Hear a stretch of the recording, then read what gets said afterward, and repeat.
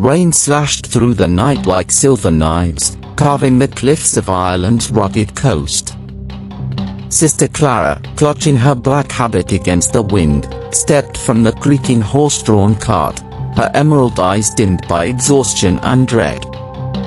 It was 1973, and this journey to St. Agnes Convent was no pilgrimage of choice. A scandal at her former convent, whispers of a forbidden dalliance with a priest, though she swore it false, had banished her to this forsaken place, known as where God listens, but does not forgive. Clara inhaled sharply, her breath mingling with the icy fog. Before her loomed the convent, a monstrous silhouette against the storm, its bell towers fading into the mist, its stained glass windows glinting with martyred saints, watching her every step. The driver, a weathered old man with a face like chipped granite, muttered, "Lass, don't stare into the dark too long. It stares back." Clara didn't reply, only tightened her grip on the rosary in her pocket, its wooden beads worn smooth by years of prayer. The car rattled away, leaving her alone at the iron gates, which groaned as if reluctant to admit her. She pushed them open, the metal cold as death under her fingers, and stepped onto the cobblestone path. The convent's facade was a tapestry of decay, idly strangling cracked stone, gargoyles leering from the eaves, their eyes hollowed by time. Lightning split the sky, illuminating a crucifix above the entrance, its Christ figure weathered to a skeletal shadow. Inside, the air was thick with the scent of wax and mildew. A single candle flickered on a table, casting jagged shadows across the foyer. Clara's footsteps echoed on the stone floor, each one a reminder of her isolation. She called out, her voice trembling, "Hello? I'm Sister Clara, from St. Mary's." Silence answered, heavy and deliberate. Then, from the darkness, a figure emerged, Mother Superior Evelyn, her face a mask of sharp angles and unyielding authority. Her black robes seemed to absorb the light, and her eyes, grey as a winter sea, pinned Clara in place. "You're late," Evelyn said, her voice a low, cutting blade. "God does not tolerate tardiness, nor do I." Clara bowed her head, murmuring an apology, but Evelyn's gaze lingered, as if peeling back her soul. "Your past precedes you, sister," she said. "Rumors of sin cling like damp rot. Here, you will be cleansed, or broken." The words hung like a threat, and Clara's stomach twisted. Evelyn gestured to a narrow staircase. "Your cell is upstairs. Do not wander. The convent has places that are not meant for the living." Clara nodded, clutching her small satchel, and followed a young nun, Sister Ruth, who appeared from the shadows, her face pale and her eyes darting nervously. As they climbed, Clara felt the walls closing in, the air growing colder, and somewhere deep within the stone, a faint whisper stirred, like a voice calling her name. The cell was a coffin of stone, its walls slick with dampness and etched with faint scratches, as if someone had clawed at them in desperation. A narrow cot, a wooden stool, and a cracked wash basin were its only furnishings, lit by a single candle that sputtered as if afraid to burn too brightly. Clara set her satchel down, her fingers trembling as she unpacked her few possessions, a Bible, a spare habit, and a silver crucifix her mother had given her before she took her vows. The weight of her exile pressed against her chest, and she knelt by the cot, whispering a prayer for strength. "Lord, guide me through this darkness," she murmured, but the words felt hollow, swallowed by the oppressive silence. As she rose, her foot caught on a loose floorboard, which creaked and shifted. Curious, Clara knelt again, prying at the wood with her fingers. It gave way, revealing a hollow space beneath. Inside lay a small, leather-bound journal, its pages yellowed and brittle, the cover embossed with a faded cross. Her heart quickened as she opened it, the musty scent of old paper filling her nose. The first page bore a name in elegant, looping script, Sister Margaret, 1923. Clara's breath caught. She'd heard rumors in her old convent about a nun who vanished from St. Agnes decades ago, her fate a mystery whispered in hushed tones. The journal's first entry was dated 50 years prior. The tear of Mary is no holy relic. It is a curse, a blood-red stone that hunts with malice. The Mother Superior claims it channels God's wrath, but I see only darkness in its glow. Tonight, I heard it whisper my name. Clara's skin prickled. She flipped through the pages, finding frantic scrawls about secret rituals, a forbidden love, and a crypt sealed beneath the convent. The final entry was incomplete, the ink smudged as if written in haste. They know I've seen too much. The walls are alive, and the tear hungers. If I fail, may God forgive. The words stopped abruptly, leaving a stain like dried blood. Clara's hand shook as she closed the journal, her mind racing. Was this why she'd been sent here? To uncover a truth the church wanted buried? She hid the journal under her pillow, but the room seemed to shift, the candle's flame bending as if caught in a draught. A faint scratching sounded from the walls, rhythmic and deliberate, like fingernails tapping out a code. Clara froze, her pulse hammering. "Who's there?" she whispered, but the only answer was a low, guttural hum, like a voice trapped in the stone.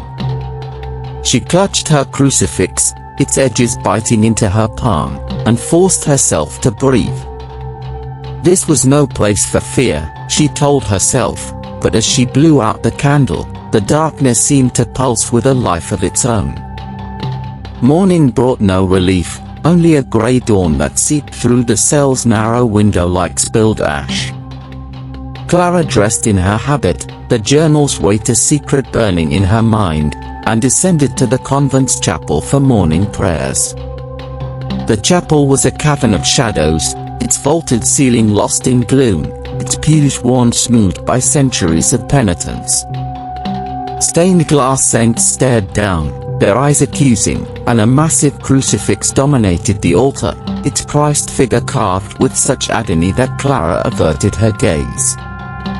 The other nuns, 10 in total, their faces veiled by habit and silence, knelt in perfect rows, their prayers a monotonous chant. Mother Evelyn led them, her voice cold as iron, and Clara felt her scrutiny like a blade at her throat. After prayers, Evelyn summoned Clara to the cloister, where a man waited, a priest, young and strikingly handsome, with dark hair and eyes that held both warmth and torment. "Sister Clara, this is Father Daniel," Evelyn said, her tone clipped. "He's here to oversee the convent's restoration. You'll assist him." Daniel offered a smile, but it didn't reach his eyes. "A pleasure, sister," he said, his voice smooth but laced with something unspoken. Clara nodded, her cheeks warming despite herself.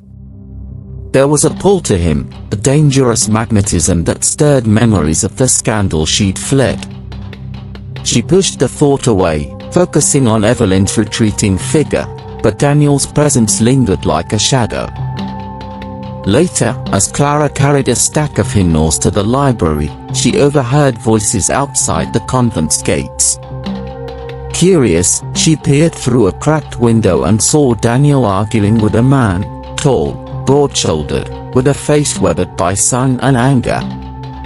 His name was Liam, a local villager, and his voice carried the bite of defiance. "You lot can't hide forever," he spat. "My sister died in that place, and I'll tear it down brick by brick to find out why." Daniel's response was measured but tense. "The church mourns her loss, but stirring up rumors won't bring her back. Liam laughed, a harsh, bitter sound. Rumors? I've seen the lights in the crypt, heard the screams. You're hiding something, priest.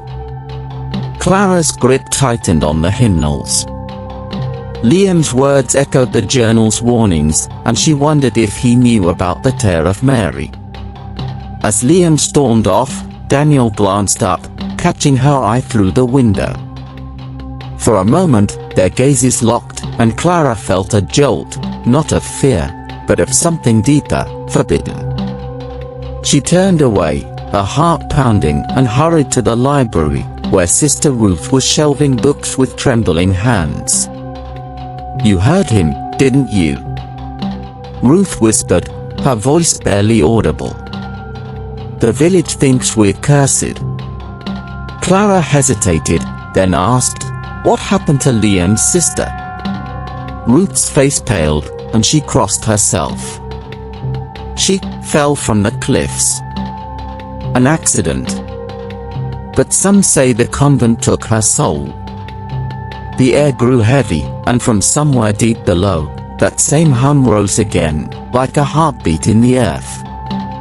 The library of St. Agnes Convent was a crypt of knowledge, its shelves sagging under the weight of ancient tomes, their spines cracked like old bones. Clara moved through the aisles, her footsteps muffled by dust that swirled in the dim light of a single chandelier, its candles dripping wax onto the floor like tears. Mother Evelyn had assigned her to catalogue the books, a task that felt more like punishment than duty, but Clara saw opportunity. The journal's cryptic entries burned in her mind, urging her to search for answers about Sister Margaret and the tear of Mary. She glanced over her shoulder, ensuring Sister Ruth, who was sorting manuscripts at a nearby table, hadn't noticed her straying from the assigned ledgers.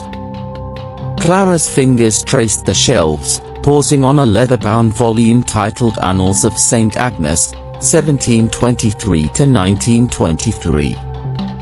Its pages were brittle, smelling of decay, and as she opened it, a faint breeze stirred, though the library's windows were sealed. The book chronicled the convent's history, its founding on a pagan site, its role as a refuge for wayward women, and a chilling account of a fire in 1923 that killed 3 nuns, their bodies never found. Clara's pulse quickened as she read a passage about a sacred relic entrusted to the convent, a gemstone, born of divine blood. The tear of Mary. The text warned that its power was not for mortal hands, and those who sought it met God's judgment in shadow. A floorboard creaked behind her, and Clara spun, clutching the book to her chest. Father Daniel stood in the doorway, his silhouette framed by the flickering hallway light.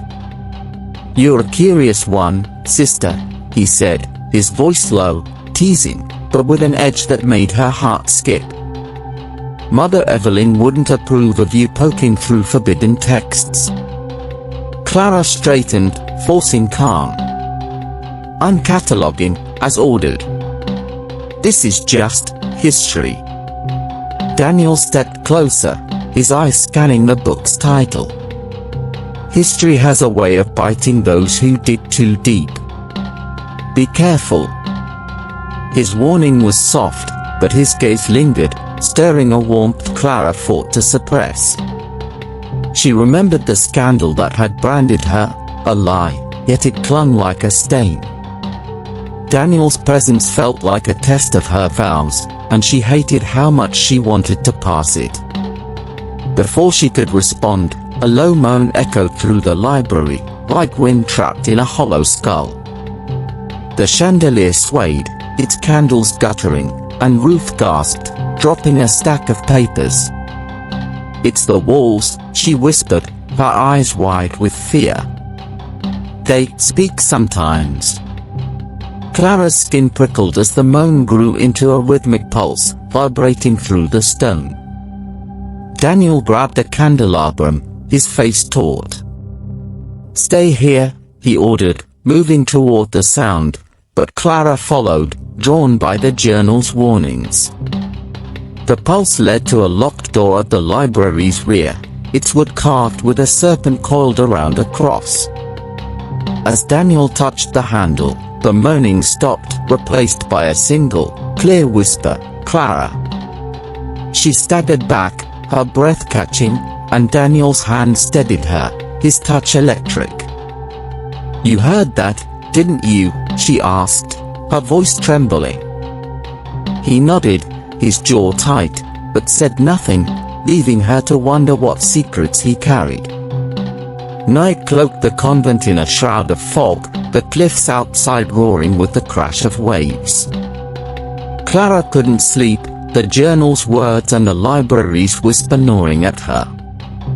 She slipped from her cell, a candle casting a frail glow as she descended to the cloister, a walled garden where nuns sought solitude. The air was heavy with the scent of wet earth and dying roses, their petals scattered across the stone path like bloodstains. Clara knelt by a statue of the Virgin Mary, its face weathered to a blank stare, and prayed for clarity. "Show me the truth," she whispered, her rosary beads clicking softly. But the silence felt mocking, as if God had turned his back. A chill wind swept through the cloister, extinguishing her candle. In the darkness, a faint glow appeared, a figure at the garden's edge, draped in a tattered habit, its face obscured by a veil. Clara's heart pounded as the figure glided closer, its movements unnatural, like a puppet jerked by invisible strings. The veil lifted, revealing a face that was no face, hollow sockets oozing black ichor, a mouth stretched in a silent scream. Clara stumbled back, her scream caught in her throat, as the figure raised a hand, pointing to the ground. The stone beneath cracked, and a red light pulsed from the fissure, accompanied by a voice, not the whisper from before, but a woman's plea, "Find me. Free me." Clara blinked, and the vision vanished, leaving her sprawled on the cold stone, her candle relit as if untouched. Her hand shook as she touched the ground where the crack had appeared, but it was solid, unmarred. Was this Sister Margaret, trapped by the tear's curse? Or was the convent playing tricks on her mind? Footsteps broke her thoughts, and she turned to see Daniel, his cassock damp from the mist. "You shouldn't be out here," he said, his voice rough with concern. "It's not safe." Clara stood, her resolve hardening. "Something's wrong with this place, Father. I saw something. A woman, bleeding, begging for help." Daniel's face darkened, and for a moment, she thought he'd dismiss her. Instead, he stepped closer, his breath visible in the cold. "I've seen things too," he admitted, his voice barely above a whisper. "Shadows that move when they shouldn't. But we can't trust our eyes here." Their proximity was dangerous, the air between them charged with unspoken longing. Clara's valve screamed for restraint, but Daniel's hand brushed hers, a fleeting touch that set her skin alight. "We're both lost, aren't we?" he murmured, his eyes searching hers. Before she could answer, a bell tolled, sharp and urgent, summoning the nuns to midnight prayers. Daniel pulled back, his expression torn, and Clara fled to the chapel, her heart a battlefield of faith and desire, the vision's plea echoing in her ears. The next morning, Clara was tasked with delivering alms to the nearby village, a cluster of stone cottages huddled against the cliffs. The villagers eyed her with suspicion, their whispers trailing her like ghosts. Another nun, an old woman, spat, crossing herself. They never last. Clara kept her head down, but her thoughts churned with Liam's accusations and the journal's secrets. At the village square, she found him repairing a cart, his hands calloused, his eyes burning with distrust. "You're the new one," he said, not looking up. "Heard about you. Trouble follows, doesn't it?" Clara bristled but kept her voice steady. "I'm here to help. And I'm sorry about your sister." Liam's hammer paused, his jaw tightening. Sorry doesn't bring her back. She was happy, devout, until that place swallowed her. No body, no answers, just a letter saying she fell. His voice cracked, and Clara saw the grief beneath his anger. "I need to know what happened," she said softly. "Not just for her, but for all of us." Liam studied her, then leaned closer. "Meet me tonight, behind the burned church. Bring proof the convent's hiding something, and I'll show you what I've found." Clara nodded, her resolve firm, though fear gnawed at her. She couldn't trust Liam, but his pain was a mirror to her own. Back at the convent, Clara sought the crypt mentioned in the journal, hoping for clues. The entrance was hidden behind a tapestry in the chapel sacristy, its iron gate rusted but locked. She knelt, peering through the bars, and a low hum vibrated through the stone, not unlike the library's pulse but deeper, more alive. The air grew heavy, and her crucifix grew warm against her chest, as if warning her away. Footsteps echoed, and Sister Ruth appeared, her face ashen. "You can't go down there," she hissed. "It's forbidden. The Mother Superior says it's unholy." Clara stood, her voice firm. "What's down there, Ruth? What are they hiding?" Ruth's eyes darted, and she whispered, "The tear. It's not a blessing. It's a cage." Before Clara could press her, Ruth fled, leaving her alone with the hum, which now carried a faint, mocking laugh. That night, Clara slipped out to meet Liam, the journal tucked inside her habit. The burned church was a skeleton of charred beams, its steeple collapsed into the earth. Liam waited, a lantern at his feet, and beside him was a crude map of the cliffs, marked with tunnels leading beneath the convent. "My grandfather dug these," he said. "Said the convent was built on blood. If your relic's real, it's down there." Clara handed him the journal, her voice steady. "This belonged to a nun who vanished. She wrote about the tear of Mary, a ritual, and a betrayal." Liam's eyes widened as he read, but before he could respond, a shadow moved in the ruins, a figure in a nun's habit, its face obscured, gliding toward them. Clara's breath caught, the vision from the cloister flashing in her mind. "Run," she whispered, but the figure's head snapped up, and a scream tore through the night, not human but something ancient, hungry.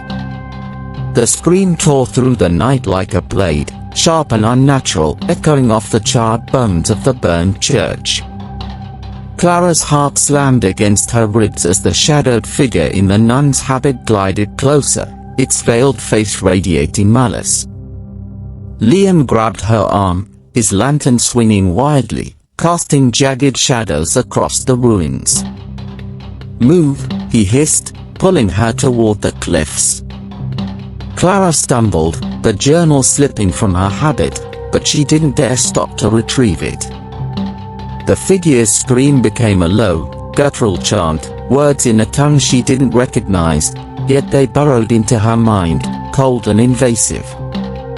The air thickened, the fog coiling like serpents, and the ground beneath her feet seemed to pulse, as if the earth itself were waking. They sprinted through the village, the cottages dark and shuttered, the villagers too superstitious to intervene. Clara's lungs burned, her habit snagging on brambles, but fear drove her forward.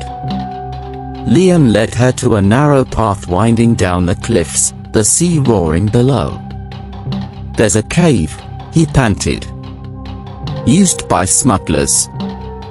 We'll lose it there. Clara nodded, though doubt gnawed at her. Was this figure the same vision from the cloister, or something worse, tied to the tear of Mary? They reached the cave's mouth, its entrance a black moor framed by jagged rocks. Liam shoved her inside, dousing the lantern, and they pressed against the damp stone, their breaths ragged in the silence. The chanting stopped, but the darkness felt alive, pressing against Clara's skin. She whispered, "What was that thing?" Liam's voice was grim. "I don't know, but it's not the first time I've seen shadows like that near the convent. My sister wrote about them before she died, said they watched her sleep." Clara's mind raced, connecting his words to Sister Margaret's journal. "The tear," she said. "It's not just a relic. It's summoning something." Liam snorted, his skepticism a shield.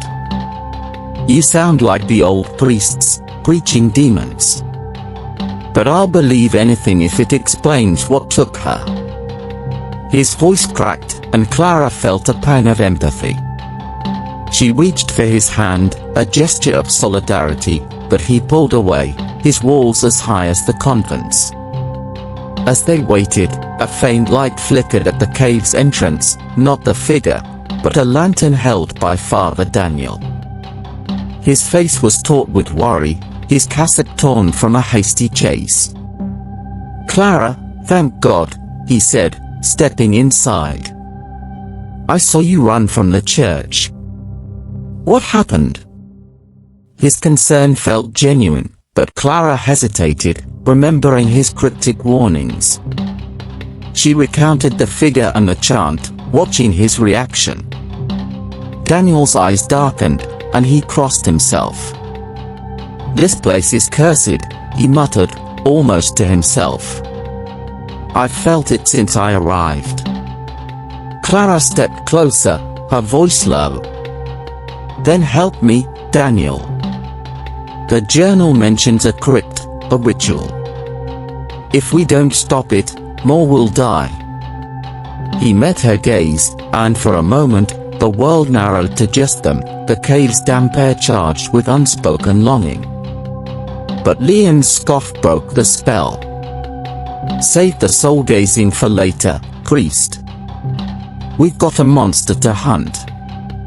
Daniel nodded, his jaw tight, and Clara knew their alliance was fragile, bound by secrets none of them fully shared. Back at the convent, dawn bled grey across the horizon, but the air inside St. Agnes felt heavier, as if the walls themselves held their breath.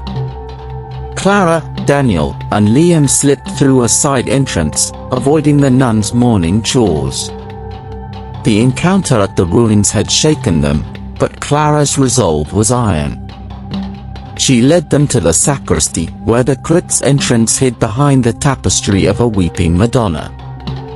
The iron gate loomed, its bars cold and unyielding, the hum from before now a steady throb, like a heart beating in the dark. Clara knelt, inspecting the lock, a heavy, ancient thing, etched with symbols that looked less Christian than pagan, spirals and thorns entwined. Daniel produced a set of keys, stolen from the sacristy's cabinet, but none fit. "Evelyn keeps the crypt sealed," he said, frustration lacing his voice. "She claims it's to protect the relics, but I've seen her go down there at night, alone." Clara's stomach twisted. Mother Evelyn's cold authority had always unnerved her, but this suggested something darker, a secret she guarded with zeal. Liam, impatient, pulled the crowbar from his satchel. "Screw the keys," he growled, wedging the tool into the gate. The metal groaned, but before he could pry it open, a sharp crack echoed, and the wall beside the gate began to weep, a trickle of dark, viscous liquid, smelling of iron and rot. Clara staggered back, her crucifix glowing faintly, as if reacting to the blasphemy. The liquid formed a crude symbol on the stone, a circle bisected by a cross, identical to one in Margaret's journal. Daniel whispered a prayer, his voice trembling, while Liam cursed, dropping the crowbar. "That's blood," he said, his skepticism crumbling. "This place is alive."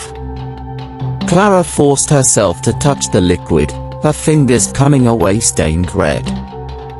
It was warm, pulsing faintly, and as she stared, the hum grew louder, forming words, "Seek the truth, and lose your soul." The voice was not Margaret's but something older, seductive, curling around her thoughts like smoke. She yanked her hand back, her heart pounding, and saw fear mirrored in Daniel's eyes. "We can't stay here," he said, but Clara shook her head. "We have to. Whatever's down there, it's the key." Their argument was cut short by Sister Ruth's arrival, her face ghost white, her habit disheveled. "You shouldn't be here," she stammered, her eyes darting to the bleeding wall. "Mother Evelyn knows you asking questions. She sees everything." Clara grabbed Ruth's arm, her voice urgent. "What's in the crypt, Ruth? What's the tale of Mary?" Ruth's lips trembled, and she whispered, "It's not God's. It's hers." The whisperers. Before Clara could press further, Ruth tore free and ran, her footsteps fading into the convent's labyrinth. The wall's blood slowed to a drip, but the hum lingered, and Clara felt its pull, a siren call to the darkness below. Daniel's hand brushed her shoulder, a fleeting anchor, but his touch only deepened her turmoil, faith, fear, and forbidden desire warring within her. The convent's chapel was a sanctuary of shadows, its candles flickering like souls on the edge of damnation. Clara knelt before the altar, her rosary bead slick with sweat, seeking absolution for the chaos consuming her. The bleeding wall, the voice, Ruth's cryptic warning, it all pointed to a truth the church had buried, and Clara was no longer sure her faith could shield her. She whispered a prayer, but the words felt like ash, drowned by the memory of Daniel's touch and the journal's plea. The crucifix above the altar seemed to watch her, its carved eyes glinting with judgment, and she wondered if God was listening at all. Daniel found her there, his footsteps soft but deliberate. He knelt beside her, his cassock brushing the stone, and for a moment, they were silent, two souls adrift in a storm. "You're carrying too much alone," he said, his voice gentle but firm. "Tell me what's haunting you, Clara." She hesitated, the weight of her past a chain around her heart. But his eyes, warm and searching, broke her resolve. "I was accused of sin," she confessed, her voice barely audible. "A priest at my old convent, they said we were lovers. It wasn't true, but the rumors destroyed me. I came here to start over, but now I'm afraid I found something worse." Daniel's hand covered hers, a reckless act in the sacred space, and she didn't pull away. "I believe you," he said. "And I'm not without my own shadows. The church sent me here to atone, but I'm starting to think we're both pawns in a larger game." Their confession was interrupted by a faint click behind the altar. Clara's eyes snapped to the source, a stone panel, barely visible, shifting slightly ajar. She stood, her pulse racing, and Daniel followed, his hand on her arm to steady her. They approached the panel, its edges carved with the same spiral thorn symbols as the crypt's lock. Clara pushed it, and the stone grated open, revealing a narrow passage descending into darkness. A cold draft wafted up, carrying the scent of earth and something sweeter, like rotting fruit. "This wasn't in the journal," Clara whispered, her voice tinged with dread and excitement. Daniel lit a candle, its flame trembling, and they stepped inside, the panel sealing behind them with a thud that echoed like a coffin lid. The passage was a tunnel of rough-hewn stone, its walls slick with moss and etched with faded runes. The hum was louder here, a chorus of whispers that seemed to know Clara's name.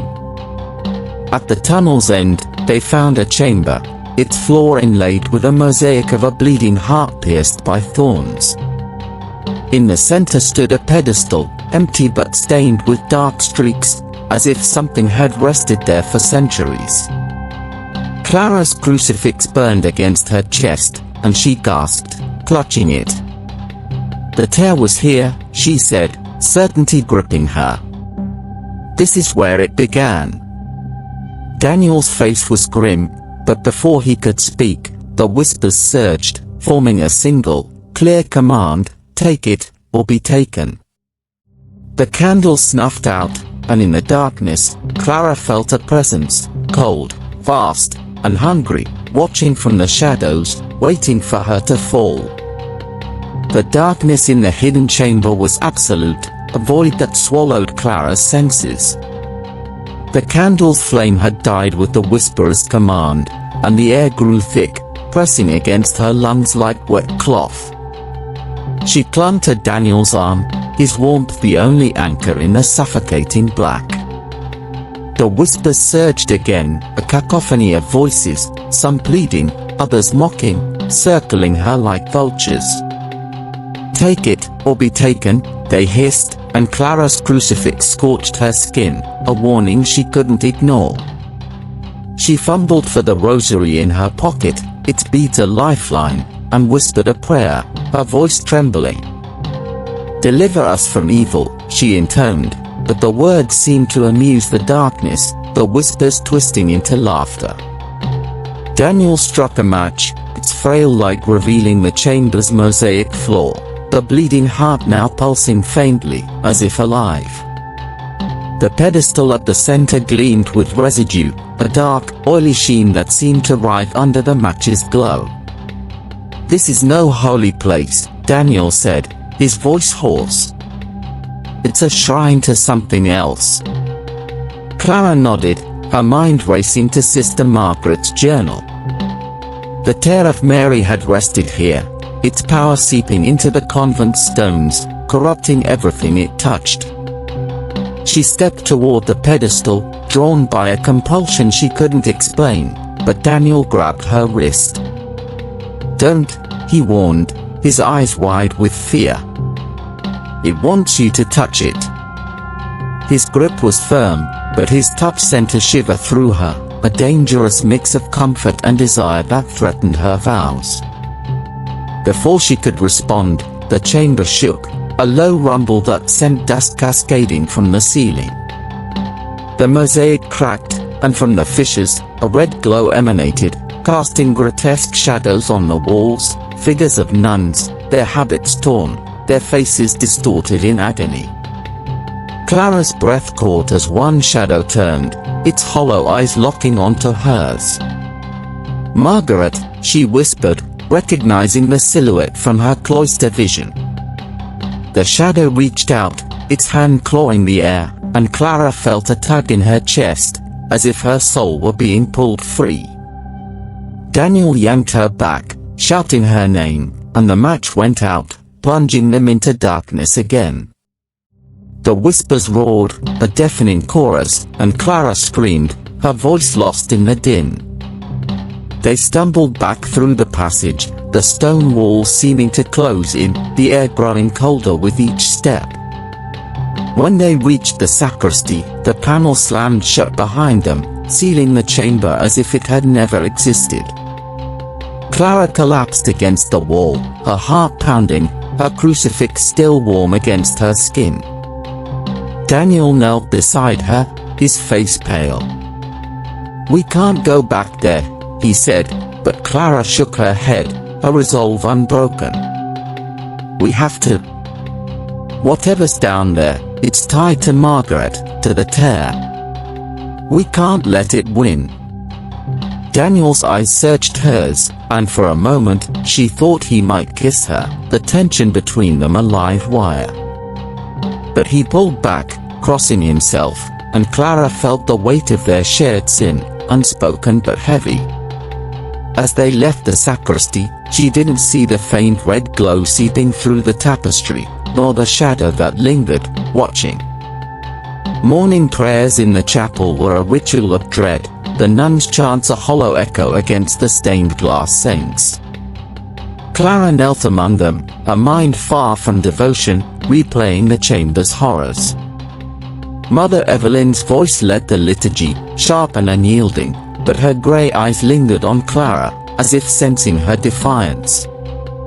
Clara's hands trembled on her rosary, the memory of the whispers clawing at her thoughts.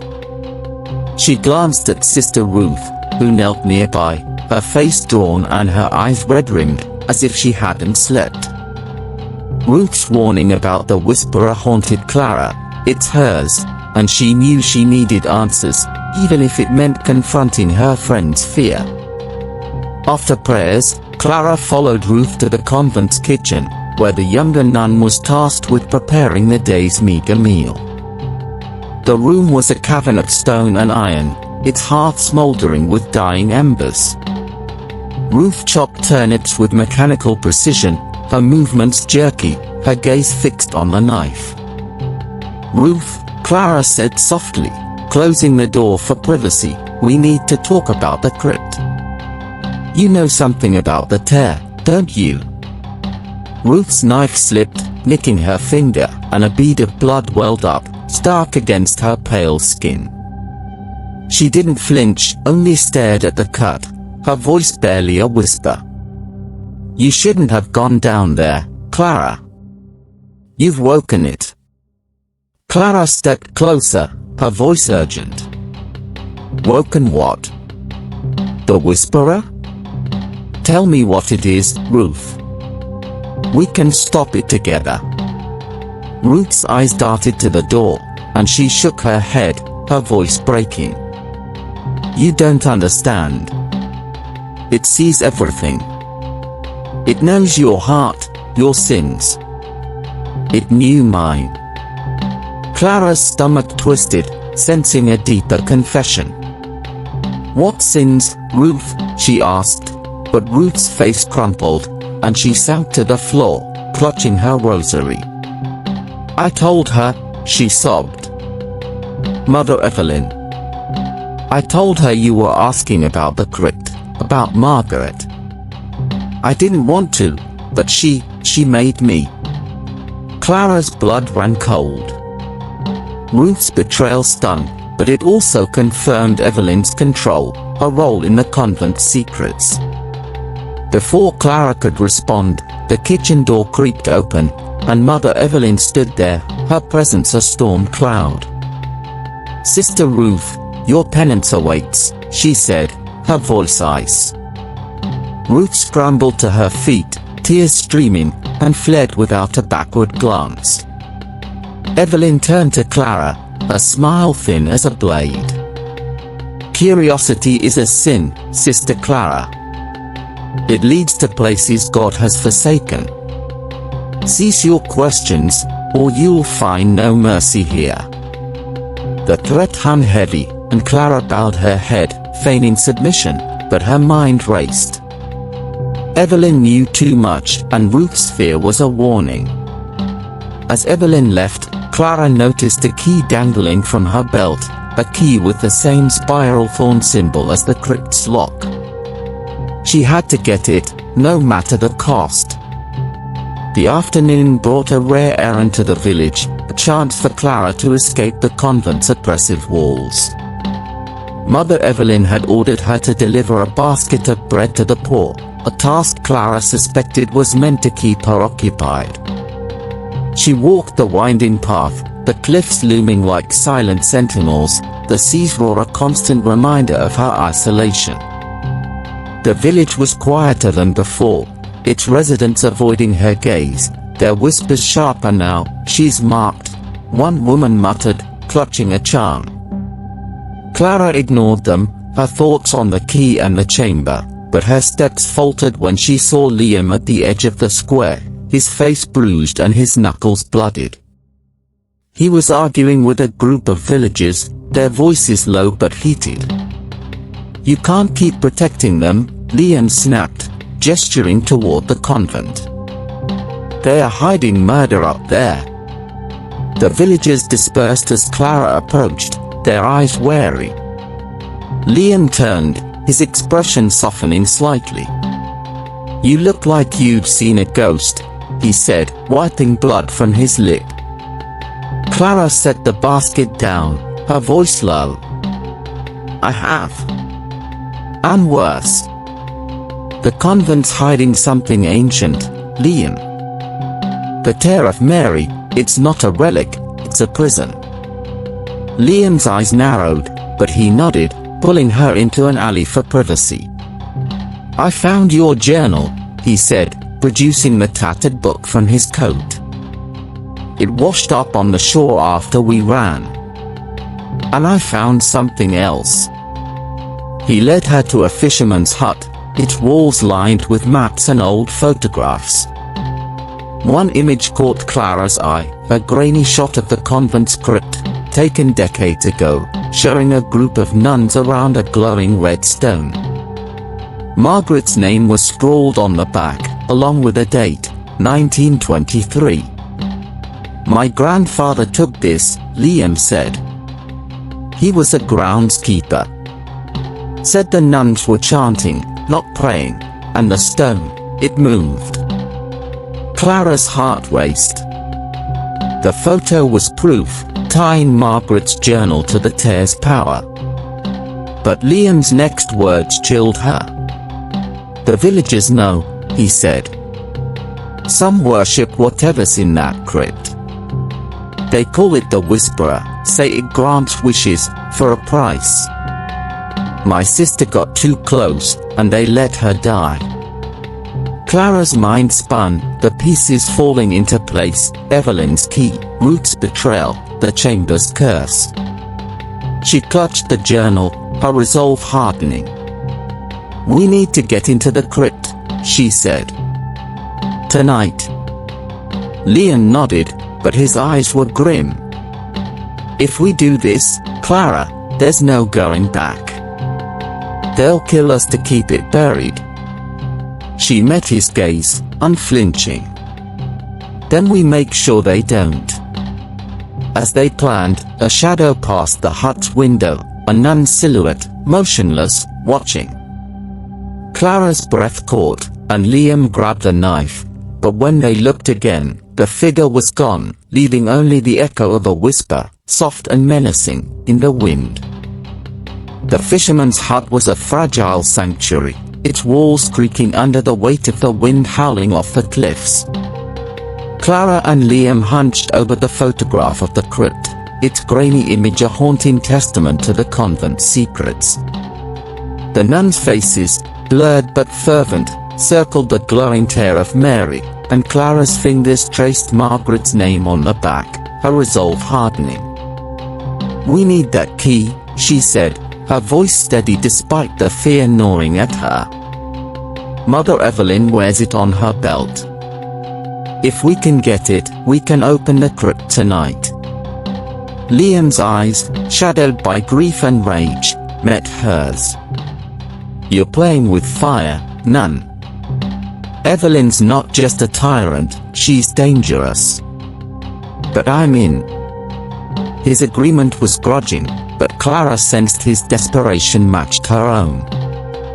They devised a plan. Clara would distract Evelyn during evening prayers, while Liam, using his knowledge of the convent's outer passages from his grandfather's maps, would slip into her quarters to steal the key.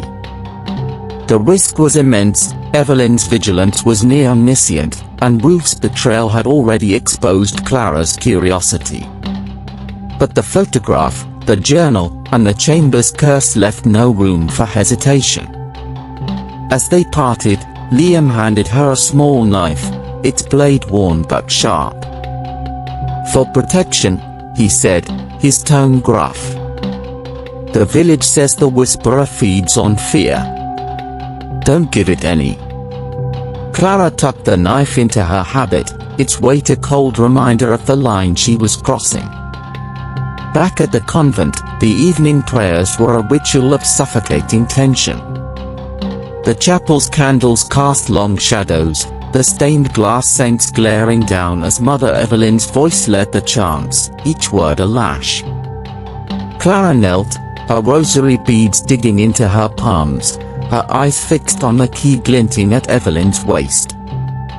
Its spiral thorn symbol seemed to pulse in the candlelight, a silent challenge. She caught Daniel's gaze across the chapel, his face a mask of concern. He'd been distant since the chamber, his own secret a barrier, but Clara needed him now. She slipped him a note during the offertory, her fingers brushing his, a reckless act that sent a jolt through her. The note read, "Meet me after prayers. We're opening the crypt." As the nuns dispersed, Clara lingered, approaching Evelyn with a faint question about scripture. "Mother Superior," she said, her voice meek, "I seek guidance on humility. My past, it weighs on me." Evelyn's eyes narrowed, but her smile was razor-thin. "Humility comes through obedience, sister. Cease your wanderings, and God may yet forgive you." The words were a warning, but Clara held her gaze, keeping Evelyn's attention as Liam, she hoped, crept through the convent's shadows. Her heart pounded, each second stretching into eternity, until a faint clatter echoed from the hall, a tray dropped by a nun, or something worse. Evelyn's head snapped toward the sound, and Clara's stomach lurched. Had Liam been caught? But Evelyn dismissed her with a wave, striding toward her quarters, and Clara exhaled, praying their plan had succeeded. Clara found Daniel waiting in the cloister, the night fog curling around the Virgin Mary's statue like a shroud. His cassock was damp, his eyes troubled, but he stepped close, his voice low. "You reckless, Clara. The crypt's not a puzzle, it's a trap." She met his gaze, unflinching. "And ignoring it's a death sentence." Margaret tried to stop the tear, and they silenced her. "I won't let that happen again." Daniel's jaw tightened, but he nodded, his resolve mirroring hers. "Then I'm with you. But we're not alone in this. Something's watching." His words sent a chill through her, the memory of the chamber's shadows too fresh. Liam joined them, his face grim but triumphant, the stolen key clutched in his hand. Its iron was heavy, its spiral thorn symbol etched deep, and Clara felt its weight like a curse. "Evelyn's distracted," Liam said, "but we've got minutes, not hours. She'll know it's gone soon." Clara took the key, its cold metal biting her skin, and led them to the sacristy, where the crypt's gate waited behind the tapestry. The hum was louder now, a relentless drone that vibrated through the stone, and Clara's crucifix grew warm, a silent alarm. Daniel lit a lantern, its light revealing the gate's rusted bars, and Liam's crowbar stood ready as backup. But as Clara inserted the key, a shadow moved in the sacristy's corner, a figure in a nun's habit, its face veiled, its presence unnaturally still. Clara froze, the vision from the cloister flashing in her mind. "Margaret," she whispered, but the figure didn't answer, only glided closer, its veil rippling as if stirred by an unseen wind. Liam cursed, raising his crowbar, but Daniel stepped forward, holding a crucifix aloft. "In nomine Patris," he intoned, his voice steady, but the figure didn't flinch. Instead, it tilted its head, and a voice, not Margaret's, but a chorus of anguish, spoke from beneath the veil, "You cannot hide from her." The air grew heavy, the lantern flickering, and the figure lunged, its hands clawing for Clara. Daniel shoved her aside, and Liam swung the crowbar, but the figure dissolved into smoke, its laughter echoing as it vanished. Clara's heart raced, the key trembling in her hand. "It's the Whisperer," she said, certainty gripping her. "It knows we're close." They turned back to the gate, but footsteps echoed outside, Evelyn's voice, sharp and commanding, calling for Ruth. Time was running out. Clara twisted the key, the lock grinding open with a scream of metal, and the gate swung inward, revealing a stone staircase descending into darkness. The hum became a roar, and Clara felt a pull, as if the crypt were summoning her. Daniel grabbed her hand, his touch a fleeting anchor, and Liam's eyes burned with determination. "Whatever's down there," he said, "we end it tonight." They stepped into the crypt, the gate closing behind them, and Clara knew there was no turning back, not from the truth, nor from the darkness that awaited. The crypt was a labyrinth of shadows, its walls carved with grotesque reliefs, saints with bleeding eyes, serpents devouring their own tails. The air was thick with the scent of decay, and the hum pulsed like a living thing, guiding Clara, Daniel, and Liam deeper. The lantern's light flickered, casting distorted shapes that seemed to move when Clara blinked. Her crucifix burned against her chest, and the key, still in her hand, grew heavier, as if resisting their descent. Margaret's journal had warned of a sealed chamber, and Clara's heart pounded with the certainty that they were close, too close, to the tear of Mary. The staircase ended at a massive door, its wood blackened and studded with iron spikes, the spiral thorn symbol carved at its center. Clara's hand shook as she inserted the key, the lock clicking with a sound like breaking bones. The door creaked open, revealing a circular chamber, its walls lined with alcoves holding skeletal remains, their skulls grinning in the lantern's glow. At the chamber's heart stood a stone altar, and on it, cradled in a nest of thorns, was the tear of Mary, a blood-red gemstone, no larger than a fist, pulsing with an unnatural light. Its glow was hypnotic, a crimson heartbeat that seemed to sync with Clara's own, and she felt its pull, a seductive whisper urging her to claim it. Daniel grabbed her arm, his voice urgent. "Don't touch it, Clara. It's not holy, it's alive." Liam's eyes were wide, his skepticism shattered. "That's what took my sister," he said, his voice raw. "I can feel it." The tear's light intensified, and the whispers returned, a chorus of voices, Margaret's among them, pleading, "Free us." Clara stepped closer, drawn despite herself, but before she could reach the altar, a cold voice cut through the chamber. "You disappoint me, Sister Clara." Mother Evelyn stood in the doorway, her black robes blending with the shadows, her eyes blazing with fury. Behind her was Sister Ruth, trembling, her face streaked with tears. Evelyn's hand clutched a rosary, its beads dripping with something dark, blood, or worse. "You've defiled a sacred trust," she said, her voice a venomous hymn. "The tear is God's judgment, and you are unworthy." Clara's blood ran cold, but she stood her ground, the knife Liam gave her hidden in her sleeve. "It's a curse, not a blessing," she said, her voice steady. "Margaret died to stop it, didn't she?" Evelyn's smile was a slash of cruelty. "Margaret was a fool, like you. She thought she could defy the Whisperer, but it owns this place, and soon, it will own you." Ruth sobbed, falling to her knees, and Daniel stepped forward, his crucifix raised. "This ends now, Evelyn," he said, but Evelyn laughed, a sound that echoed with the tear's hum. The chamber shook, the tear's glow flaring, and the skeletal remains in the alcove stirred, their bones rattling as if animated. Clara's crucifix burned hotter, and she felt the Whisperer's presence, vast, ancient, and ravenous, coiling around her soul. Evelyn raised her hand, and the door slammed shut, trapping them. "You wanted the truth," she said, her eyes gleaming with zeal.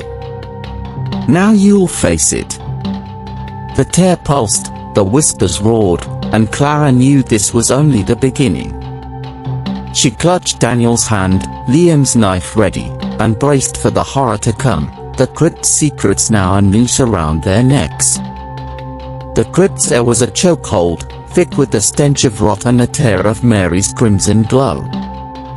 Clara stood frozen, her knife trembling in her hand, as Mother Evelyn's words echoed like a death knell, "Now you'll face it." The stone door had sealed them in, its iron spikes glinting in the gemstone's unnatural light, and the skeletal remains in the alcoves rattled, their bones clattering as if summoned. Daniel's crucifix glowed faintly, his prayers a desperate murmur, while Liam gripped his crowbar, his eyes darting between Evelyn and the tear. Sister Ruth cowered behind the Mother Superior, her sobs swallowed by the crypt's hum, now a deafening roar that pulsed through Clara's bones. The tear of Mary throbbed on its thorn-wreathed altar, its light casting shadows that twisted into grotesque shapes, nuns with hollow eyes, their mouths stretched in silent screams. Evelyn's rosary dripped with dark liquid, pooling at her feet, and her smile was a blade of zeal. "The Whisperer has chosen," she said, her voice a hymn of madness. "It feeds on sin, and yours, Sister Clara, is ripe." Clara's heart pounded, the accusation striking too close, her forbidden feelings for Daniel, the scandal that branded her, the knife she now held with intent to harm. She stepped forward, her voice steady despite the fear clawing her throat. "You're the sinner here, Evelyn. You've twisted faith into this abomination." Evelyn laughed, a sound that merged with the tear's hum, and the crypt shook, dust cascading from the ceiling. The skeletons lurched, their bones assembling into shambling forms, their eye sockets glowing with the same red as the tear.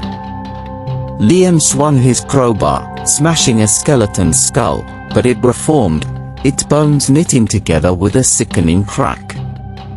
"We need to destroy that thing," he shouted, pointing at the tear. Daniel grabbed Clara's arm, pulling her back as another skeleton lunged, its bony fingers grazing her habit. "It's controlling them," he said, his voice urgent. "We can't fight it here." But Clara's eyes were locked on Ruth, who clutched her head, her body convulsing. "No, please," Ruth whimpered, her voice fracturing into something deeper, inhuman. Her eyes rolled back, revealing blood-red sclera, and she lunged at Clara with unnatural speed, her nails clawing for her throat. Clara dodged, the knife slashing Ruth's arm, and the younger nun screamed, a sound that was both hers and the Whisperer's. Evelyn raised her hand, and the skeletons froze, their bones quivering. "You cannot stop what's begun," she said, stepping toward the tear. "The Whisperer will rise, and this convent will be its throne." Clara's crucifix burned against her chest, and she felt a surge of defiance. She tackled Ruth, pinning her to the ground, and whispered, "Fight it, Ruth. You're stronger than this." Ruth's body stilled, her eyes flickering back to normal, but Evelyn's laughter filled the chamber. "You're too late," she said, and the tear flared, its light blinding. The crypt's walls bled, dark streams running down the reliefs, and Clara felt the Whisperer's presence, vast, ravenous, and ancient, reaching for her soul. Daniel yanked her to her feet, and Liam smashed the altar's edge, but the tear remained untouched, its power unbroken. As Evelyn began a chant, the skeletons advanced, and Clara knew they had to escape, or die. The crypt was a prison of bone and blood, The tears glow a beacon of doom. Clara, Daniel, and Liam fought their way toward the sealed door, the skeleton's claws scraping stone and flesh. Clara's knife flashed, severing a bony arm, but the creature reformed, its laughter a grating echo of the whisperers. Daniel wielded his crucifix like a weapon, its glow repelling the skeletons, but his prayers faltered as the tears drowned them out. Liam's crowbar was a blur, smashing skulls, but the bones kept rising, relentless. "We can't hold them," he shouted, blood trickling from a gash on his brow. Clara's eyes darted to Ruth, who lay crumpled, her breathing shallow but human again. They couldn't leave her, not to Evelyn, not to the Whisperer. Clara grabbed Ruth's arm, dragging her toward the door as Daniel and Liam held off the skeletons. Evelyn's chant grew louder, a guttural hymn in a tongue that twisted Clara's thoughts. The tear pulsed in rhythm and the bleeding walls surged, flooding the floor with dark liquid that burned where it touched. Clara's boots slipped, but she kept moving, Ruth's weight a burden she refused to abandon. "The key," she yelled, realizing it still hung in the lock. Liam lunged for it, dodging a skeleton's grasp, and twisted the key with a desperate heave. The door groaned open, revealing the staircase, but Evelyn's voice cut through the chaos. "You'll never escape her," she said, her hands raised, the tears light bending around her like a halo of fire. They stumbled up the stairs, the skeletons in pursuit, their bones clattering like a death knell. The sacristy was a blur as they burst through, slamming the door shut and wedging Liam's crowbar against it. The skeletons pounded, the wood splintering, but it held, for now. Outside, a storm raged, the convent's windows rattling as lightning illuminated the cloister. Clara propped Ruth against a wall, checking her pulse. "She's alive," she said, relief mingling with dread. Ruth's eyes fluttered open, filled with terror. "It's inside me," she whispered. "I can't fight it forever." Clara's heart sank, but there was no time to process. The pounding stopped, replaced by an eerie silence, and Evelyn's chant echoed from below, growing stronger. The storm's wrath was their only cover. They fled to the cloister, rain lashing their faces, the wind howling like a chorus of the damned. Lightning revealed the Virgin Mary's statue, its face now cracked, weeping blood.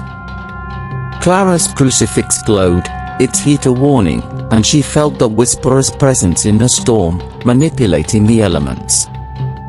Daniel grabbed her hand, his touch a lifeline.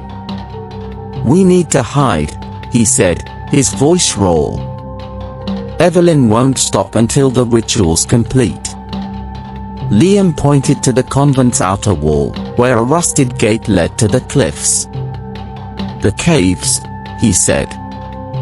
"My grandfather's tunnels. They'll buy us time." Clara nodded, but as they ran, a shadow moved in the rain, a figure in a tattered habit, its face a void, gliding across the cloister. The Whisperer was hunting, and the storm was its ally. The cliffs were a jagged scar against the night, the sea below a churning abyss. Clara, Daniel, Liam, and Ruth stumbled down a narrow path, the storm's rain blinding, the wind threatening to hurl them into the void. The rusted gate creaked as Liam forced it open, revealing a cave mouth hidden by moss and shadow. They slipped inside, the air damp and heavy with the tang of salt and earth. The cave was a maze of tunnels, their walls etched with crude symbols, spirals, thorns, and eyes that seemed to follow the lantern's light. Liam led the way, his map memorized from childhood, but his face was grim. "These tunnels run under the convent," he said. "If Evelyn's ritual reaches them, we're done." Clara supported Ruth, whose steps were unsteady, her eyes haunted. "It's still there," Ruth murmured, clutching her rosary. "Whispering my sins." Clara squeezed her hand, her own fear mirrored in Ruth's words.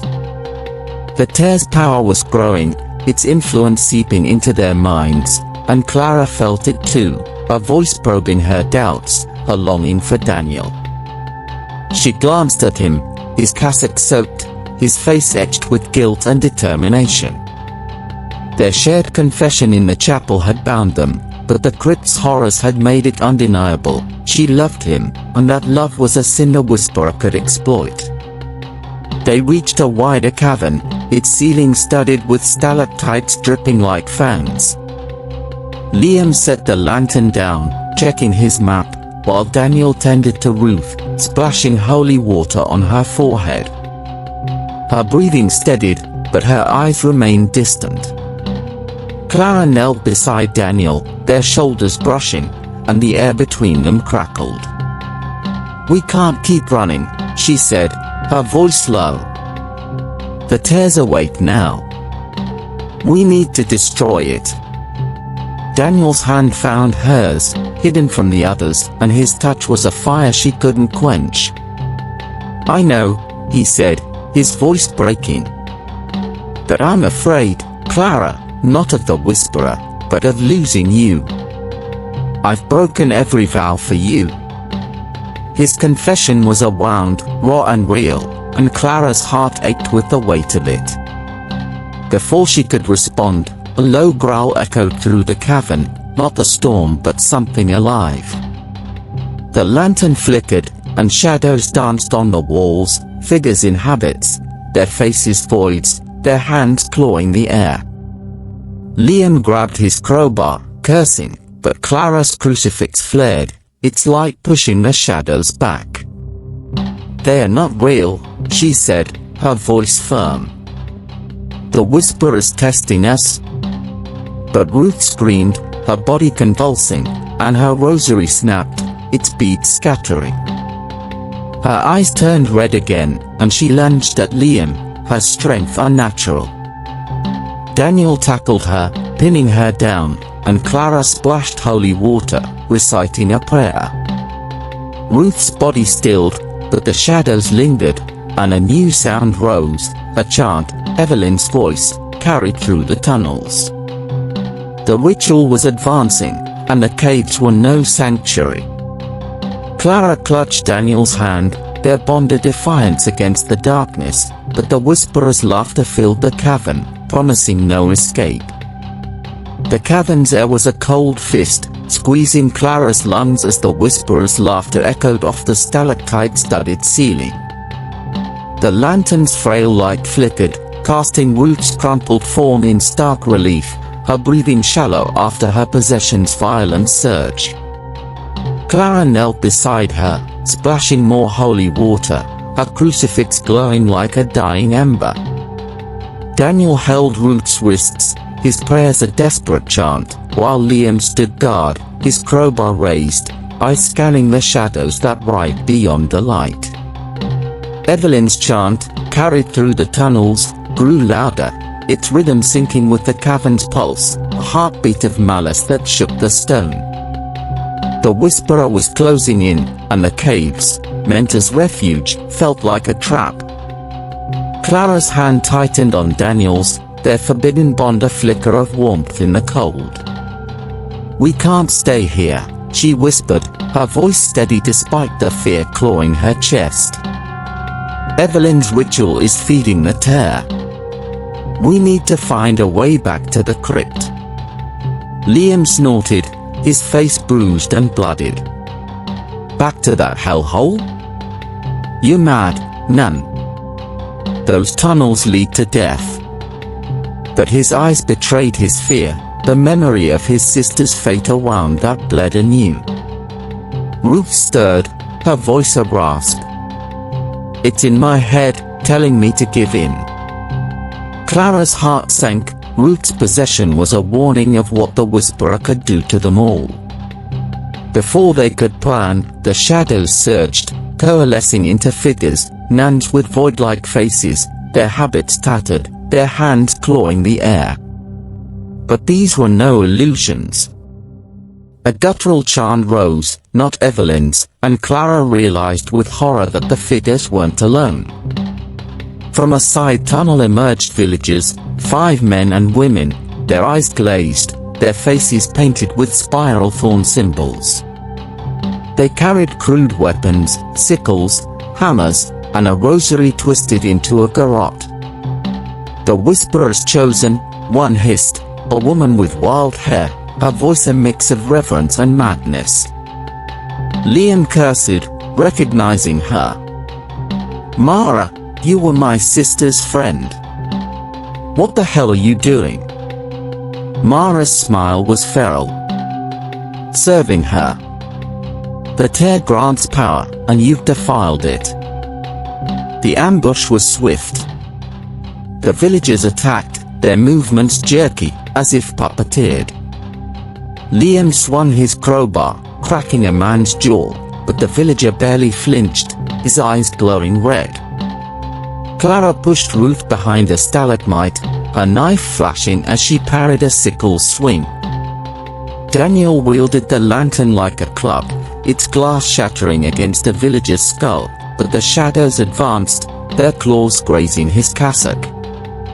Clara's crucifix flared, its light scattering the shadow nuns, but the villagers pressed closer, their chant merging with Evelyn's.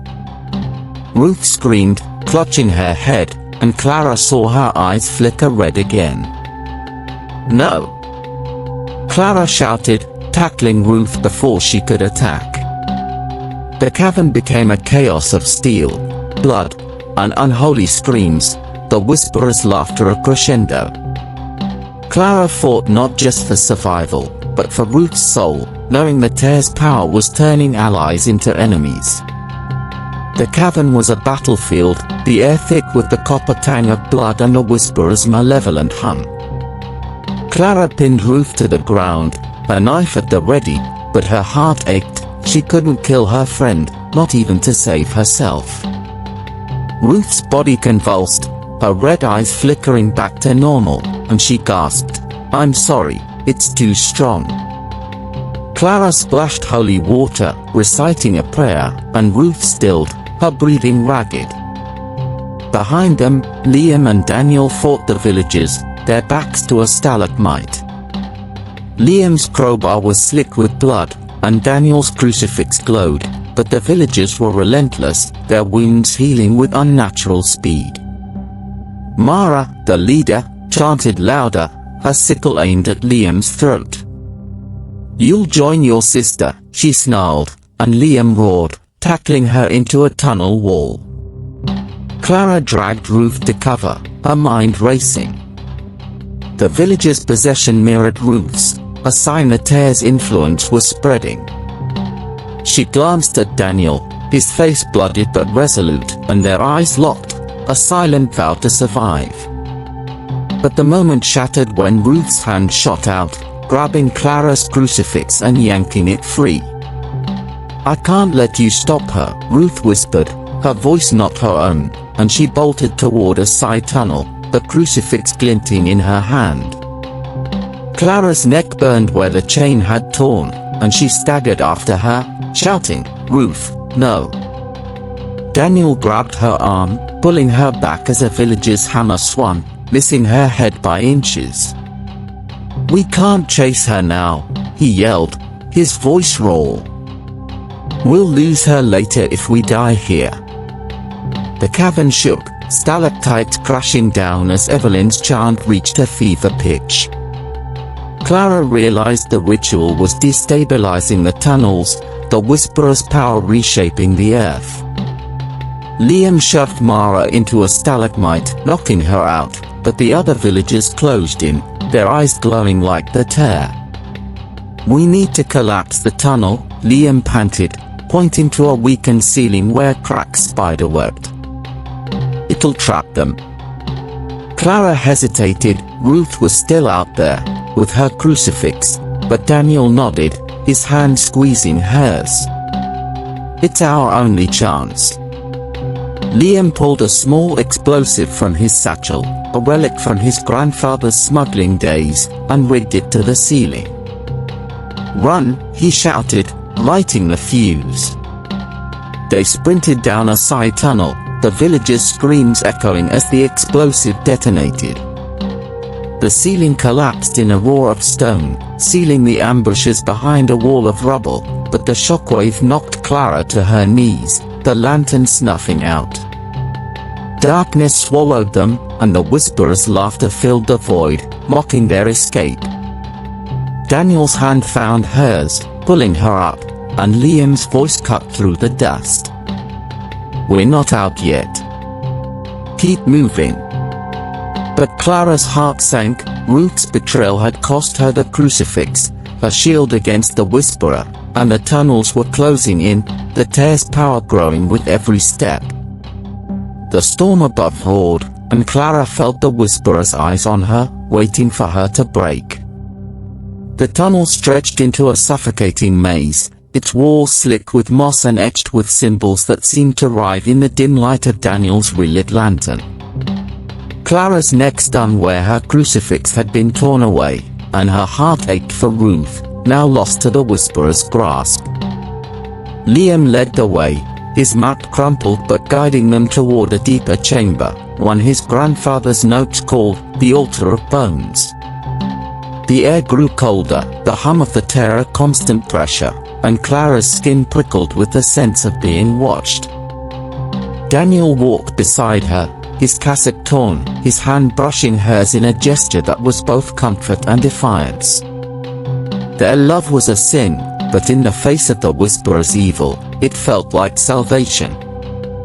The tunnel opened into a vast chamber, its floor littered with bones, not human, but animal, arranged in spirals around a crude stone altar.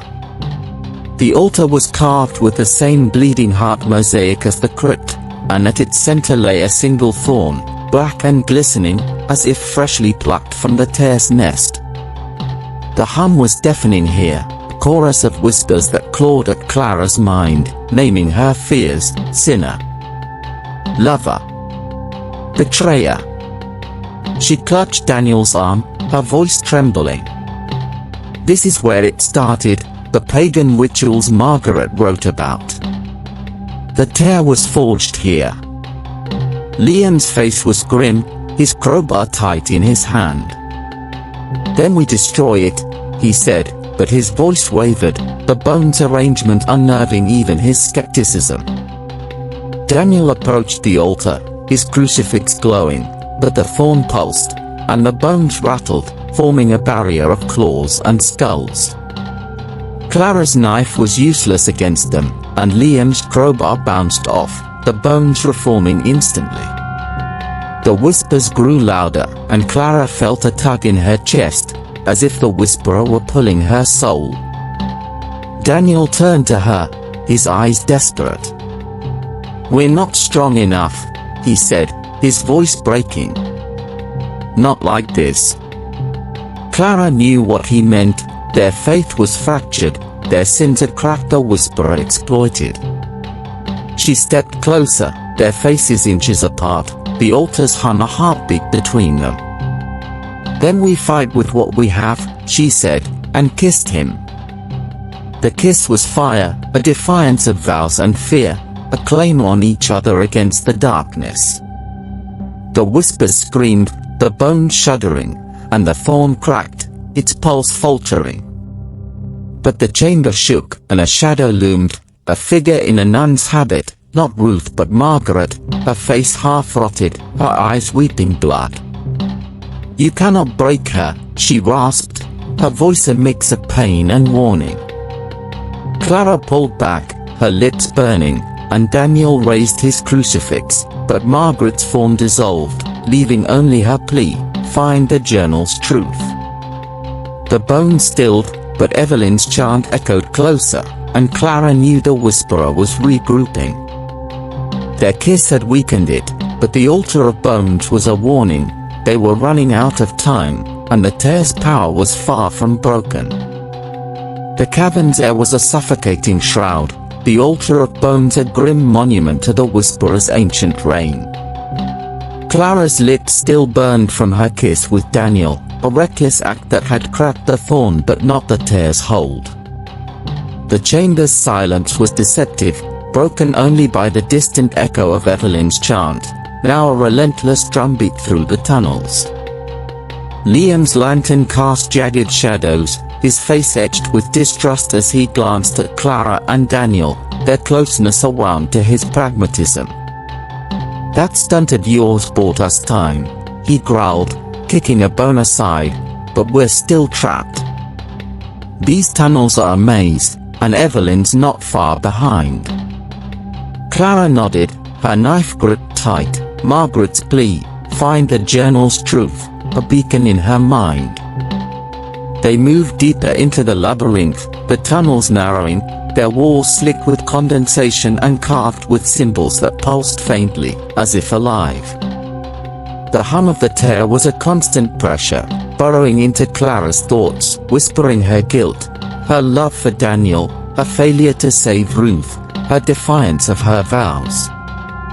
Daniel walked beside her, his crucifix dim but steady, his hand brushing hers in silent reassurance. But his silence carried a weight, a secret she could no longer ignore. "Daniel," she said, her voice low as Liam scouted ahead, "what are you telling me? You've known more than you've let on since the crypt." His jaw tightened, his eyes avoiding hers, and Clara's heart sank. The Whisperer thrived on secrets, and Daniel's was a crack it could exploit. They reached a fork in the tunnel, the air colder, the hum louder. Liam consulted his grandfather's map, its edges frayed, and pointed left. "This leads to the old pagan altar," he said. "If Margaret's journal mentioned rituals, that's where we'll find answers." But Daniel hesitated, his voice strained. "We can't trust the map. Not anymore." Clara turned, her patience fraying. "Why not? Speak, Daniel, or the Whisperer will tear us apart." He exhaled, his face pale, and the confession spilled out like poison. "I wasn't sent here just to restore the convent," he said. "The Vatican, they know about the tear. They sent me to retrieve it, to hide it in Rome. I didn't know what it was until I saw it, I swear, but I've been lying to you." His words were a blade, cutting through Clara's trust, and she stepped back, her knife trembling. "You used me," she whispered, her voice breaking. "All this time, you were their pawn." Liam spun, his crowbar raised, fury in his eyes. "You bastard," he snarled. "My sister died for your church's greed." He lunged, but Clara grabbed his arm, her own anger tempered by necessity. "Not now," she said, her voice cold. "We need him." Daniel's eyes pleaded, but the tunnel shook, cutting off their argument. The symbols on the walls flared red, and a scream, not Ruth's, not Evelyn's, tore through the darkness, a woman's voice, raw with anguish. Clara's skin prickled. It was Margaret, her presence stronger here. The scream became a plea, the altar, stop her, the tunnel's ceiling cracked, dust raining down, and Clara knew they had to move, Daniel's betrayal a wound they'd face later. The Whisperer was watching, and its laughter followed them into the dark. The tunnel descended into a cavern vast as a cathedral, its walls glittering with quartz that reflected the lantern's light like 1,000 eyes. At its center loomed a pagan altar, a slab of black stone stained with centuries of blood, its surface carved with a spiral thorn symbol that pulsed in time with the tear's hum. Bones littered the floor, human now, not animal, arranged in patterns that mimicked the altar's carvings. Clara's stomach churned, Margaret's journal flashing in her mind. The tear was born in blood, a pact sealed on unholy ground. This was the site of the rituals that birthed the Whisperer, and its power was a physical weight, pressing against her soul. Liam's face was grim, his crowbar tight in his hand. "This is where they killed her," he said, his voice raw. "My sister. I feel it." Clara touched his shoulder, her own grief for Ruth mirroring his, but Daniel's betrayal hung between them, a fracture in their fragile alliance. Daniel approached the altar, his crucifix flickering, and knelt to examine a series of notches in the stone, each filled with a dark, congealed substance. "Blood," he said, his voice hollow. "Fresh? Evelyn's been here." Clara's heart raced. Evelyn's ritual was closer to completion than they'd feared, and the tear's power was feeding on the convent's sins, past and present. The hum surged, and the altar's symbol flared, casting a red glow that revealed a figure etched into the wall, a woman, eyeless, her mouth agape in maw, thorns piercing her heart. The Whisperer, not as a shadow but as a deity, its image radiating hunger. Clara's knife felt useless against such power, but she stepped closer, driven by Margaret's plea. As she touched the altar, a vision struck her, nuns in 1923, chanting around this slab, a priest holding the tear as Margaret screamed, her lover betraying her to the Whisperer. Blood flowed, the tear glowed, and Margaret's body was entombed, her soul trapped. Clara gasped, staggering back, and Daniel caught her, his touch a spark despite her anger. "What did you see?" he asked, his voice urgent. "Margaret," she said, her voice trembling. "She was sacrificed here.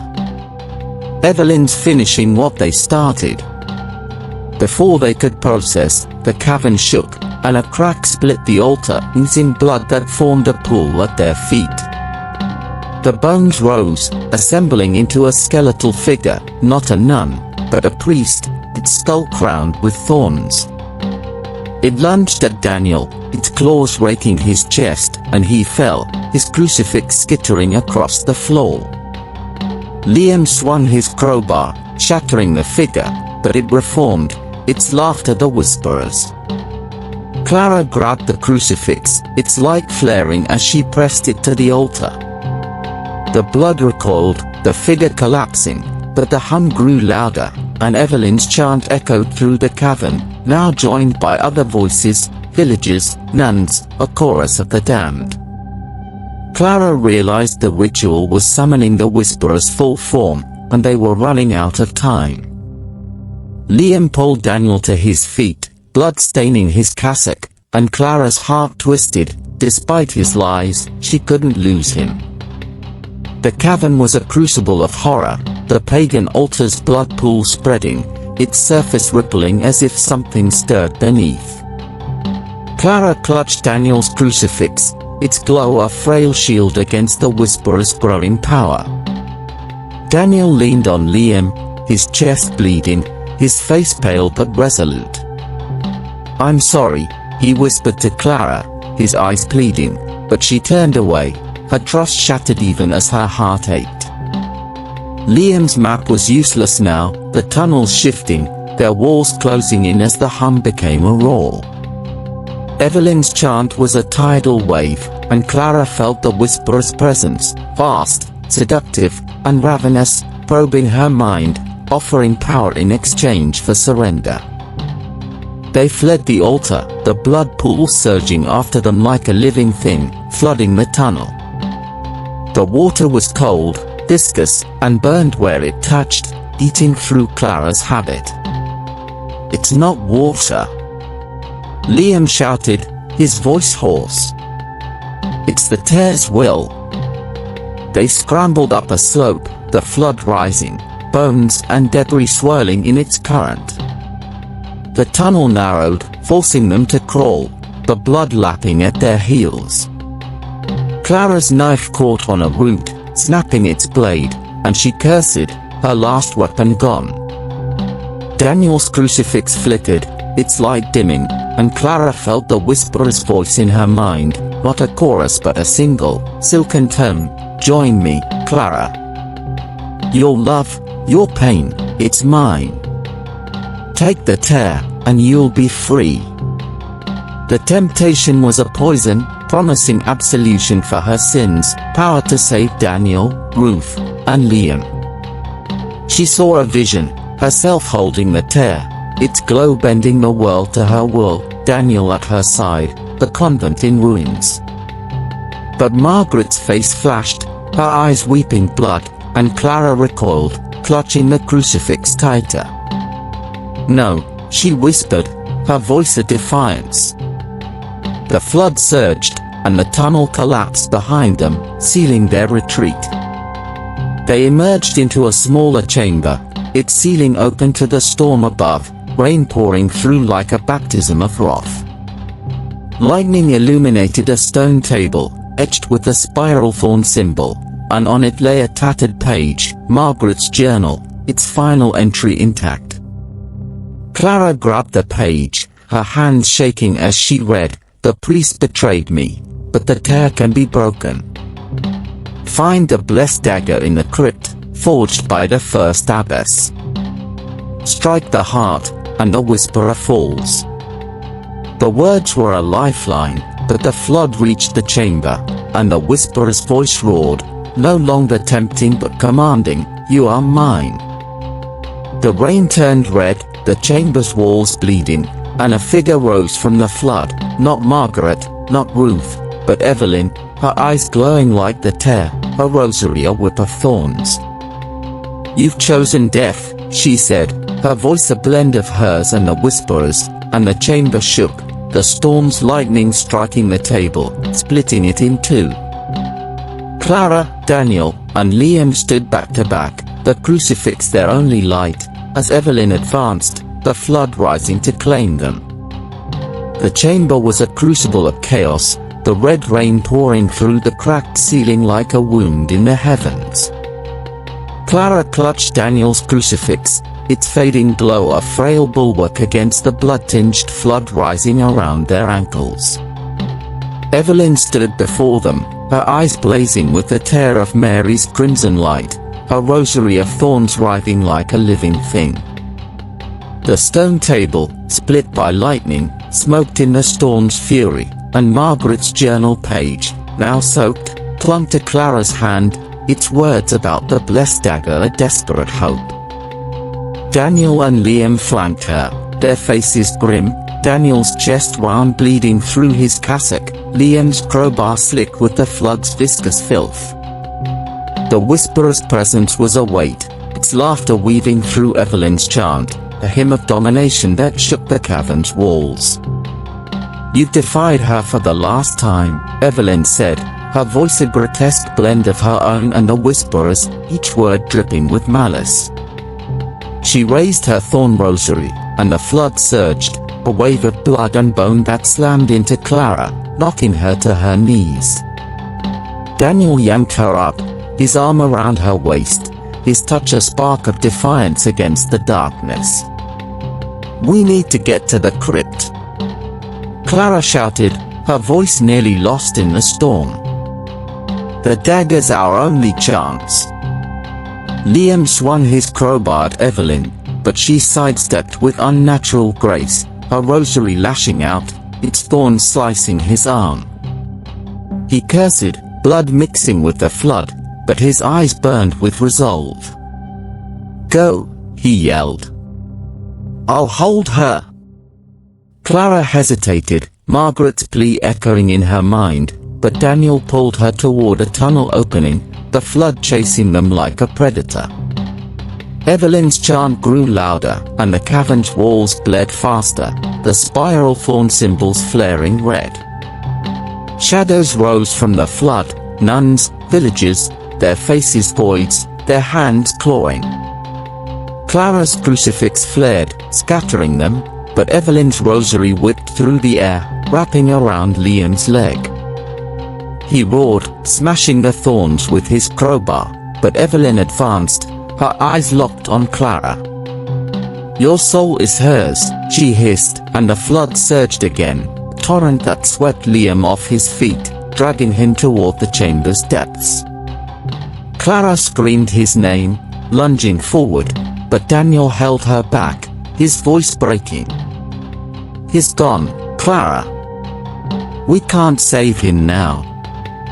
They stumbled into the tunnel, the flood at their heels, the walls trembling as Evelyn's chant reached a fever pitch. The crucifix's light dimmed, and Clara felt the whisperer's voice in her mind, not tempting now but commanding, "Submit, or they all die." She clutched the journal page, its ink smearing but legible, and ran, Daniel's hand in hers, their bond a lifeline. The tunnel twisted upward, leading toward the convent, but the flood followed, a living force driven by the tear's will. Lightning illuminated their path, revealing bones embedded in the walls, sacrifices from centuries past, their skulls grinning as if mocking their flight. Clara's heart pounded, Liam's loss a fresh wound, but the dagger's promise drove her forward. They had to reach the crypt, or his sacrifice would be for nothing. The tunnel spat them into the convent's undercroft, a vast chamber beneath the chapel, its ceiling supported by columns carved with weeping saints. The flood had slowed, pooling in dark puddles that reflected the lantern's light, but the hum of the tear was relentless, vibrating through the stone.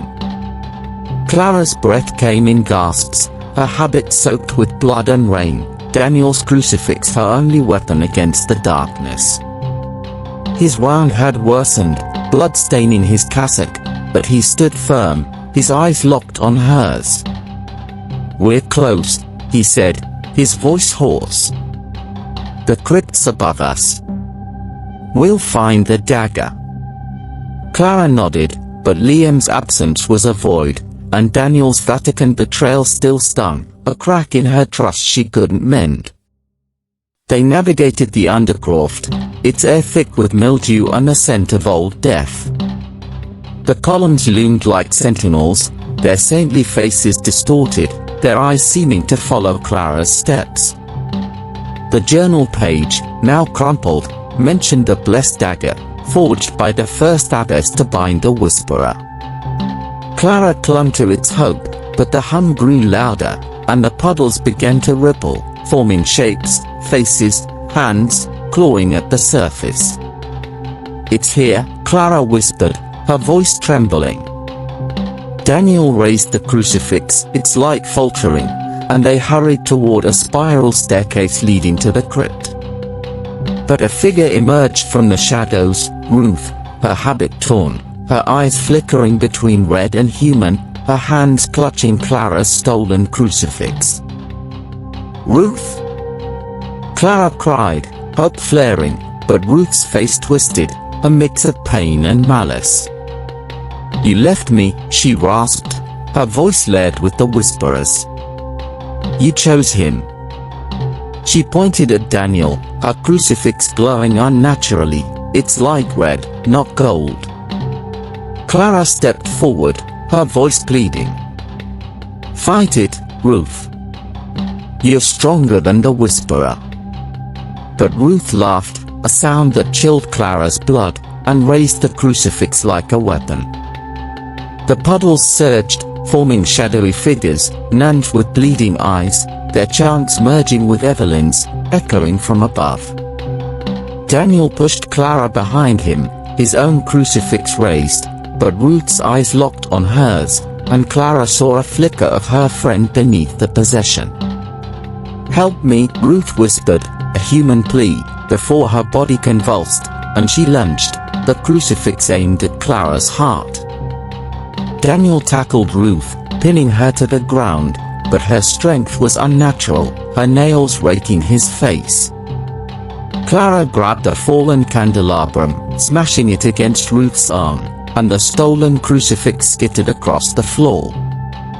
Ruth screamed, her body writhing, and the shadows attacked, their claws tearing at Clara's habit. She fought back, reciting a prayer, the journal page clutched like a talisman. Daniel wrestled Ruth, his voice breaking as he begged her to resist, but the shadows overwhelmed them, and Clara realized Ruth was a distraction. The Whisperer was buying time for Evelyn's ritual. She grabbed the stolen crucifix, its red glow burning her hand, and ran for the staircase, Daniel dragging Ruth behind her. The undercroft shook, the columns cracking, and Clara knew the convent's heart was breaking, the tear's power tearing it apart. The spiral staircase was a gauntlet of stone and shadow, its steps slick with the flood's residue. Clara led the way, the stolen crucifix scorching her palm, its red glow pulsing in time with the tear's hum. Daniel followed, supporting Ruth, whose body alternated between limp and violent, her eyes flickering as she fought the Whisperer's hold. The convent above groaned, its walls straining under the ritual's weight, and Evelyn's chant was a thunderclap, shaking the staircase. Clara's heart pounded, the journal page's words her only guide: find the blessed dagger in the crypt, forged by the first abbess. Strike the heart, and the Whisperer falls. But Liam's loss and Ruth's possession weighed on her, and Daniel's betrayal was a shadow she couldn't shake, even as his touch anchored her. They reached the crypt, its iron gate ajar, the chamber within bathed in the tear's crimson light. The skeletal remains from their first encounter lay scattered, but the altar stood untouched, the tear of Mary glowing like a malevolent star.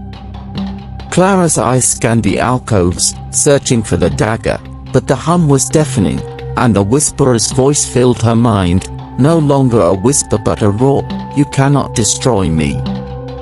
I am eternal. The air shimmered, and a vision formed, a woman in a white habit, the first abbess, forging a dagger in a fire of holy light, her prayers binding a demon to the tear. But the vision shifted, revealing the demon's origin, a pagan goddess, betrayed by her worshippers, her essence sealed in the gemstone by the church's greed, twisted into the Whisperer. Clara gasped, the truth ablaze. The tear wasn't just a curse, it was a prison for a deity's wrath. Daniel set Ruth against a wall, her body still, her eyes human but distant. Find it, he urged, his voice strained, blood dripping from his wounds. Clara searched the alcoves, her hands trembling, and found a hidden niche behind a skull, its surface etched with a cross. Inside lay the blessed dagger, its blade silver, its hilt wrapped in thorn-like filigree, glowing with a faint gold. She grabbed it, its weight reassuring, but Evelyn's chant surged, and the tear flared, its light blinding. The skeletons rose, their bones reassembling, and Ruth screamed, her body convulsing as the Whisperer reclaimed her. Clara! Daniel shouted, tackling a skeleton, but Ruth lunged, her strength demonic, pinning Clara to the ground.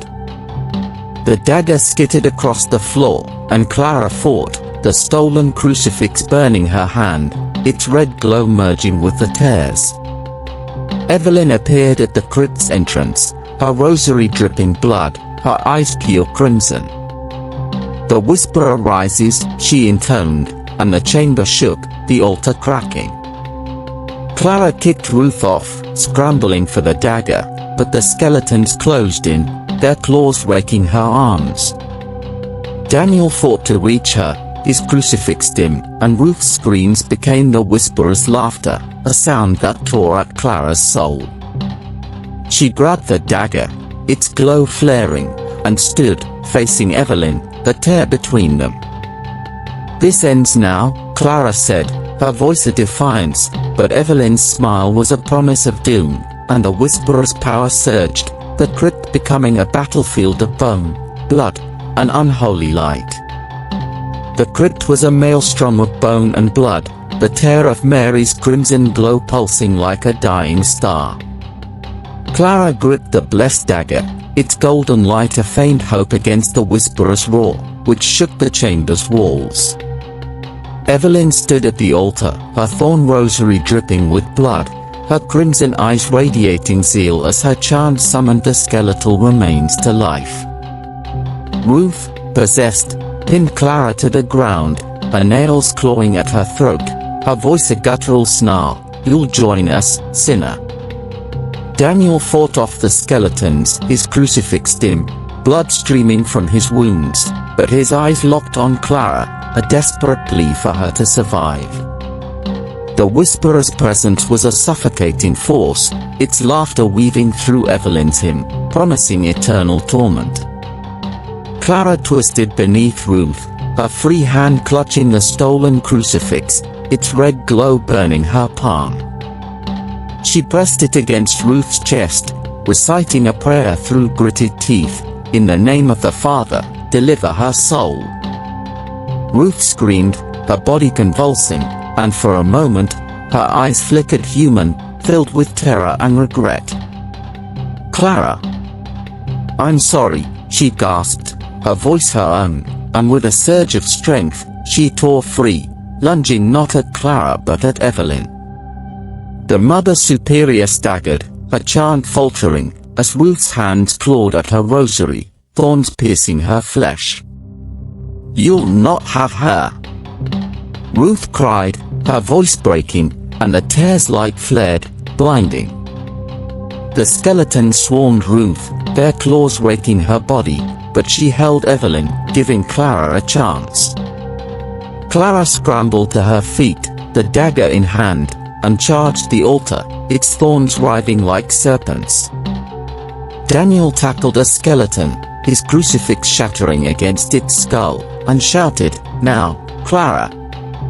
She raised the dagger, aiming for the tear's heart, but Evelyn broke free, her rosary lashing out, wrapping around Clara's wrist. The thorns bit deep, blood welling, and Evelyn's voice was a venomous hiss, "You're too weak, child. The Whisperer is your fate." Clara's arm burned, but Ruth's sacrifice fueled her. She twisted the dagger, slicing through the rosary, and drove it toward the tear, its blade grazing the gemstone's surface. The crypt erupted, the tear's light exploding in a wave of crimson that hurled Clara back. Ruth screamed, her body engulfed by the skeletons, their bones piercing her like spears. "Go," she choked, her eyes human one last time, and then she was gone, her body collapsing into dust.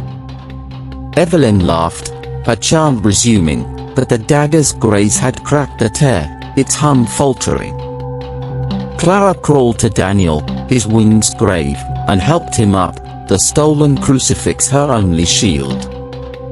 The skeleton slowed, but Evelyn's eyes glowed brighter, and the crypt's walls bled faster, the floor buckling. "You've only delayed her," Evelyn said, and the chamber shook, a fissure opening beneath the altar. Clara and Daniel stumbled toward the staircase, Ruth's sacrifice a searing loss, the dagger's power their only hope against the Whisperer's wrath. The staircase was a gauntlet of crumbling stone, the crypt's tremors chasing Clara and Daniel as they fled.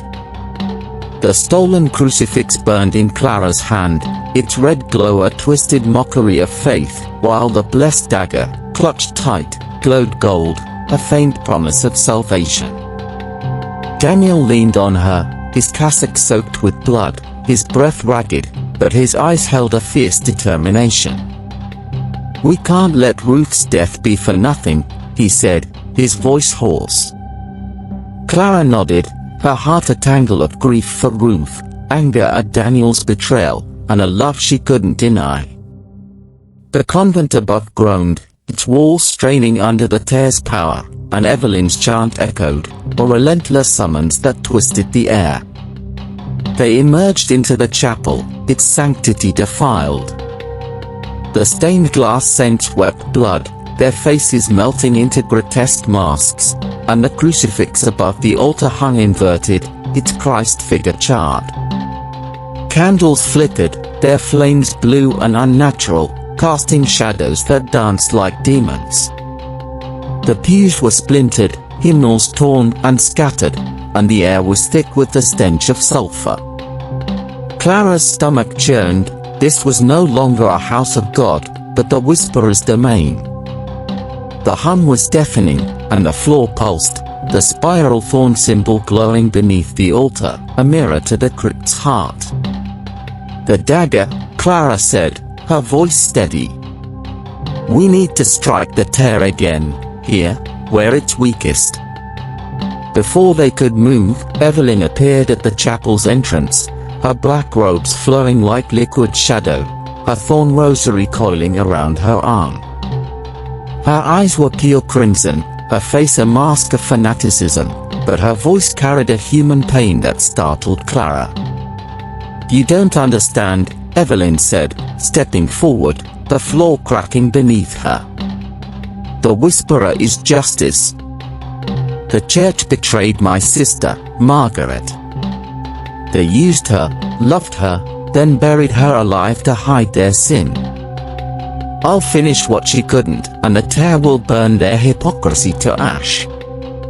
Clara's breath caught, the journal's fragments aligning. Evelyn was Margaret's sister, her vengeance a twisted crusade against the church's corruption. Clara's heart raced, Evelyn's motive a mirror to her own doubts about faith. "You're not honoring Margaret," she said, raising the dagger. "You're feeding a demon." Evelyn's laugh was bitter, and she raised her rosary, the thorns lengthening into wicks. "You know better, Clara, loving a priest, defying your vows. The Whisperer sees your heart." The words struck deep, and Clara faltered, Daniel's hand on her shoulder a reminder of their sin. But his voice was firm. "We're not perfect, Evelyn, but we're not monsters. Stop this, or Margaret's death means nothing." Evelyn's eyes flickered, a human grief surfacing, but the tear's hum surged, and her face hardened. The chapel shook, the altar splitting, and shadows poured from the fissure, nuns, priests, their faces voids, their chants a chorus of the damned. Clara and Daniel stood back to back, the dagger and crucifix their only weapons, as Evelyn advanced, the Whisperer's power bending the chapel into a nightmare. The chapel was a battlefield of shadow and flame, the Whisperer's shadows swarming Clara and Daniel as Evelyn's thorn whips lashed the air. Clara swung the blessed dagger, its golden light scattering the shadows, but they reformed, their claws raking her arms. Daniel's stolen crucifix burned red, its power unstable, but he wielded it like a shield, his prayers a desperate bulwark. The altar's fissure widened, blood pooling, and the tear's hum was a scream, Evelyn's chant its conductor. Clara's eyes darted to the chapel's side door, leading to the library. Margaret's journal had mentioned a hidden archive, a place where the first abbess's relics were kept. "The library," she shouted, dodging a shadow's grasp. "There might be more about the dagger." They fought their way to the door, Evelyn's whip slicing Daniel's leg, blood spraying. He staggered but pushed Clara forward, his face grim. "Go," he said, turning to face Evelyn, the crucifix flaring. Clara hesitated, her love for him a chain, but the shadows closed in, and she ran, the dagger clutched tight. The library was a tomb of ash and shadow, its shelves smoldering, books curling into embers as the Whisperer's power spread. Clara's heart pounded, the archive was behind a locked panel, the journal's clue a faint memory. She pried at a shelf, her fingers bleeding, and it gave way, revealing a small alcove with a stone box, its lid etched with a cross.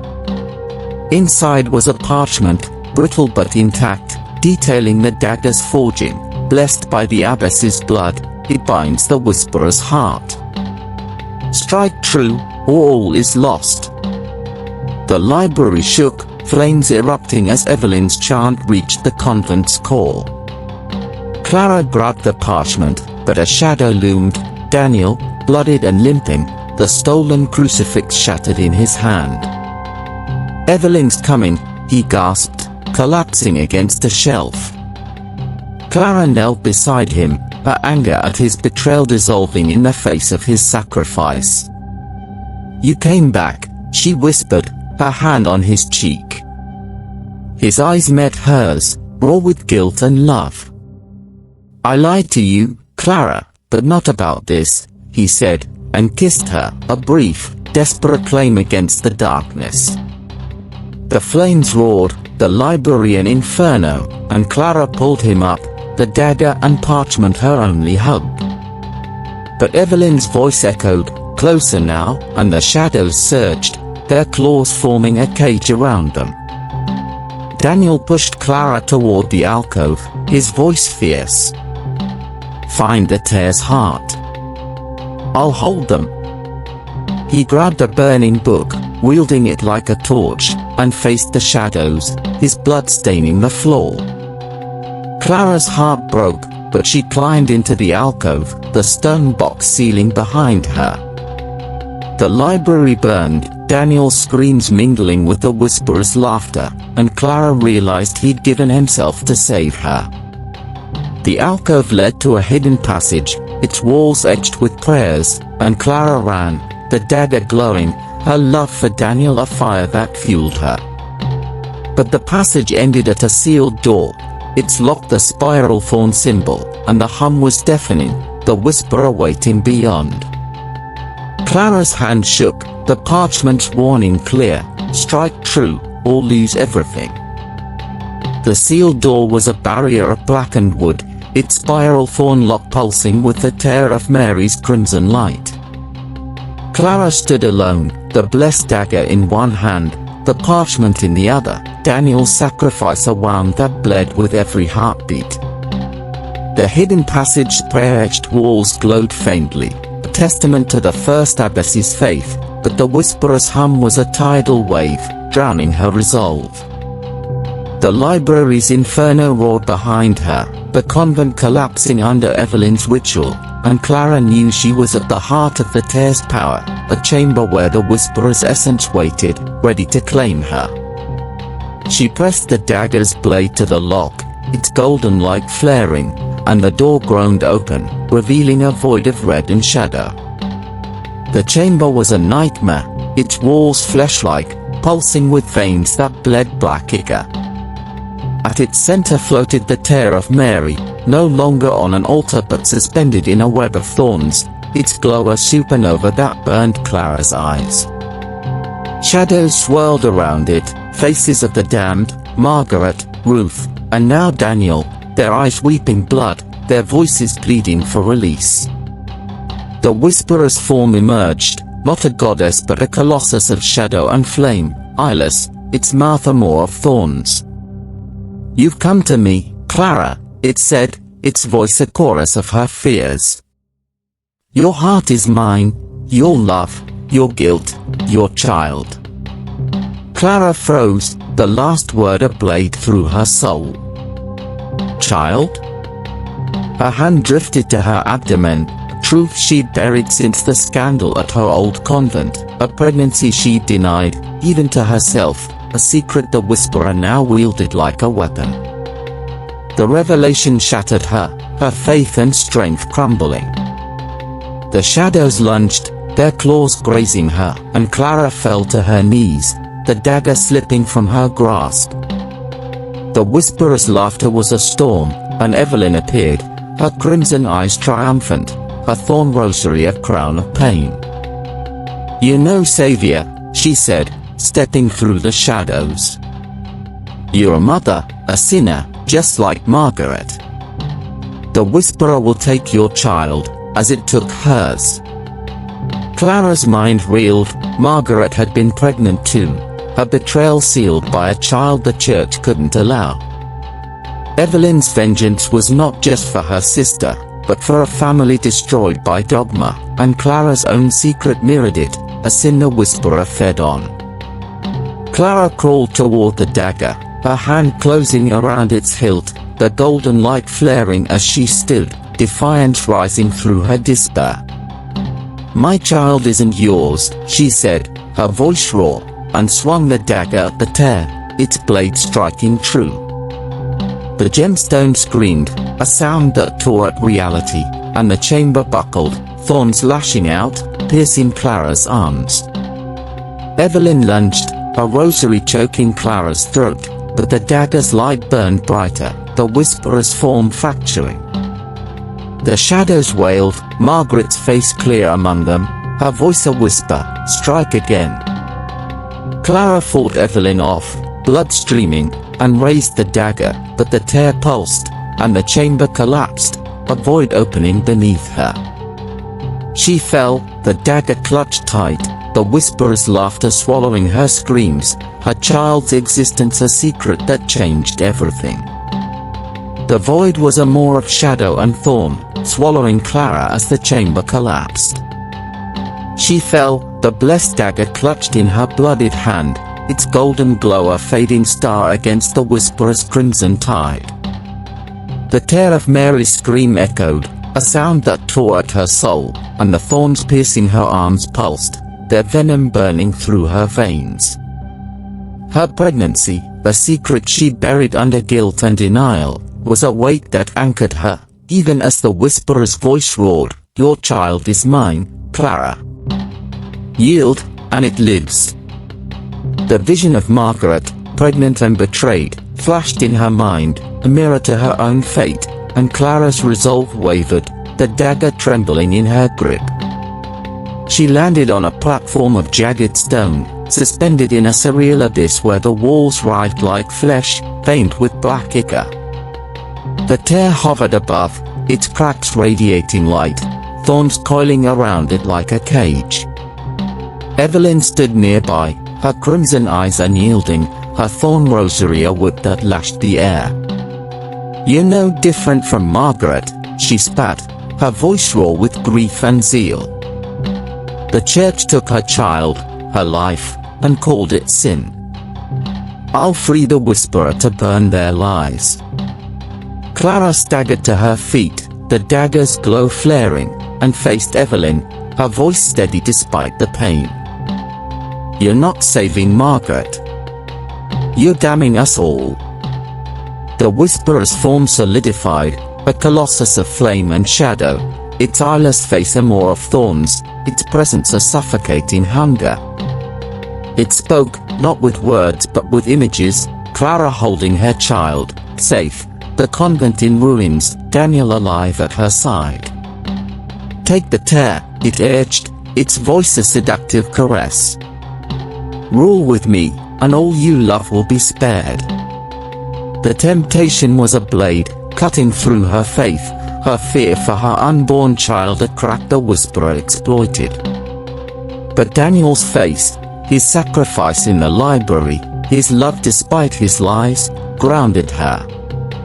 She raised the dagger, its light burning through the thorns, and lunged for the tear, aiming for its cracked heart. Evelyn's rosary whipped out, choking Clara's throat, thorns piercing her skin.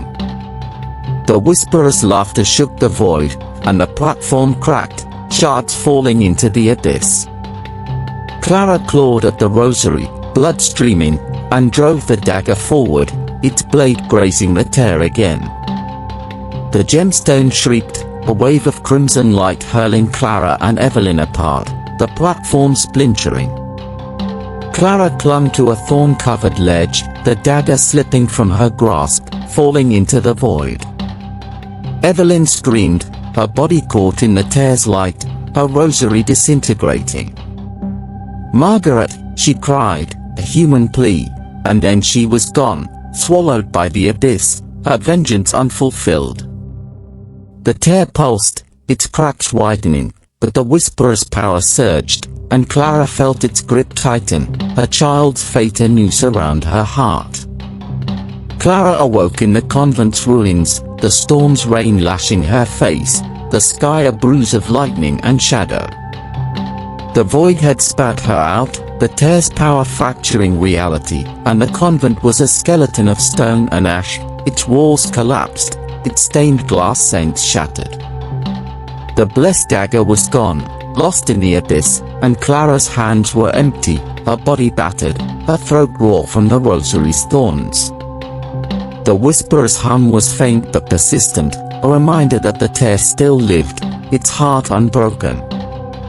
Her pregnancy weighed on her, a secret that changed everything, and Evelyn's final cry, "Margaret," echoed, a testament to the pain driving her vengeance. She staggered through the cloister, the Virgin Mary's statue toppled, its face split, weeping blood. The Hun led her to the chapel's remains, where the altar stood, cracked but intact, the spiral thorn symbol glowing faintly. Clara's heart pounded. Had the tear returned here? She knelt, searching for a sign, when a hand grabbed her shoulder. She spun, expecting the whisperer, but it was Daniel, bloodied and broken, his cassock torn, his eyes filled with relief and guilt. "Clara," he gasped, collapsing against her, his wounds grave but his pulse steady. "I thought I'd lost you." Her anger at his Vatican betrayal flared, but his survival was a miracle she couldn't deny, and she held him, their love a defiance against the ruins. Daniel's voice was weak, his breath ragged. "The library. I fought the shadows, but the fire. I crawled through a passage, found you here." Clara's eyes stung, his sacrifice a balm to her wounds, but the hum surged, and the chapel's floor trembled. "The tear's still alive," she said, helping him stand. "Evelyn's gone, but the whisperer's not. We need the dagger." Daniel nodded, his hand clutching hers, and they searched the altar, finding a hidden compartment beneath the symbol. Inside was a fragment of Margaret's journal, its ink faded but clear. The dagger's twin lies in the village, in the burned church's crypt. Only both can break the tear's heart. Clara's hope flared. The dagger wasn't lost, its twin was their salvation. But the hum roared, and the chapel's shadows stirred, forming a figure, not Evelyn, not Ruth, but Liam, his face pale, his eyes glowing red. "You left me," he rasped, his voice the whisperer's, his crowbar raised like a guillotine. Clara's heart shattered. Liam hadn't died in the flood, he'd been claimed. Daniel pushed her behind him, his wounds slowing him, and Liam lunged, his crowbar swinging. Clara screamed, grabbing a broken candelabrum, and the chapel became a battlefield, the whisperer's laughter a storm that drowned their cries. The tear's power was regrouping, and Clara knew they had to reach the village, or Liam's possession would be their end. The storm raged as Clara and Daniel fled the convent's ruins, the chapel's collapse a thunderclap behind them. Liam's possessed form pursued, his red eyes glowing through the rain, his crowbar a relentless threat. Clara's heart ached. Liam's grief for his sister had made him vulnerable, and the whisperer had twisted it into a weapon. Daniel limped, his wounds bleeding anew, but his hand stayed in hers, their love a fragile shield against the darkness. The village loomed ahead, its cottages dark, its streets slick with mud and blood. The burned church's steeple was a charred finger pointing to the sky, and Clara's hope clung to Margaret's journal fragment. The dagger's twin was their last chance to break the tear. They reached the village square, the storm's lightning illuminating a chilling sight. Villagers gathered, their faces painted with spiral thorn symbols, their eyes glazed, chanting in the whisperer's tongue. Clara recognized Mara, the woman from the cavern ambush, now leading the cult, a sickle in her hand, her voice a hymn of devotion. "The whisperer rises," she cried, and the villagers turned, their eyes locking on Clara and Daniel. "They defile her!" Mara screamed, and the cult surged, their weapons, knives, scythes, rosaries twisted into garrots, gleaming in the rain. Clara's stolen crucifix was gone, lost in the void, but Daniel's faith was afire, his prayers a shield as he pushed her toward the church. The burned church was a husk, its walls blackened, its crypt hidden beneath a trapdoor in the nave. Clara and Daniel fought through the cult, Daniel wielding a broken pew like a club, Clara using the candelabrum, its iron-denting skulls. But Liam reached them, his strength demonic, his crowbar smashing the trapdoors locked before turning on Clara. "You let me die," he growled, the whisperer's voice layered with his own, and swung, the crowbar grazing her shoulder. Pain flared, but Clara dodged, her eyes pleading. "Liam, fight it," she cried, but his red eyes were empty. His sisters lost a chain the whisperer wielded. Daniel tackled him, blood streaming, and shouted, "Go, Clara! Find the dagger!" Clara dove into the crypt, its air cold and heavy with ash. The dagger's twin lay on a stone slab, its blade silver, its hilt thorn-wrapped, glowing gold like its sister. She grabbed it, its weight a promise, but the crypt shook, and Liam's voice echoed above, not a snarl but a scream, human, raw, his own. She climbed back, finding Daniel pinned, Liam's crowbar raised, but Liam's eyes flickered, a moment of clarity. "End it," he gasped, and drove the crowbar into his own chest, blood spraying as he collapsed, the whisperer's hold broken by his sacrifice. Clara screamed, Daniel pulling her close, but Mara's cult closed in, their chant a death knell. The dagger glowed, but the whisperer's hum surged, and the church's walls bled, the tear's power unbroken. The burned church was a pyre of blood and shadow, the cult's chant a chorus that drowned the storm. Clara clutched the dagger's twin, its golden glow a beacon in the chaos, but Liam's sacrifice was a wound that bled her resolve. Daniel held her, his wounds critical, his face pale, but his eyes burned with love and defiance. "We're not done," he whispered, his voice a thread. The cult advanced, Mara's sickle gleaming, and Clara knew they couldn't fight them all. She pulled Daniel toward the church's rear, where a broken window opened to the cliffs, the sea a roaring abyss below. "The convent," she said, her voice fierce. "We end the tear there, or we die trying." They leapt through the window, landing on a narrow ledge, the storm's wind threatening to hurl them into the sea. The cult pursued, their shadows stretching, the whisperer's power bending reality. Clara led Daniel along the cliff, the dagger glowing, its light guiding them to a hidden path back to the convent's ruins. The hum was a tsunami now, the tear's cracks healing, its power surging as Evelyn's ritual, continued by the cult, neared completion. The convent loomed, a shattered fortress, its crypt exposed by the collapse, the tear hovering above its altar, a crimson sun that pulsed with the whisperer's awakening. They reached the crypt, the dagger's glow clashing with the tear's light, shadows swarming, Margaret, Ruth, Liam, their faces pleading for release. The whisperer's form solidified, a titan of flame and thorn, its eyeless maw roaring, "You are mine, Clara. Your child, your love, your soul."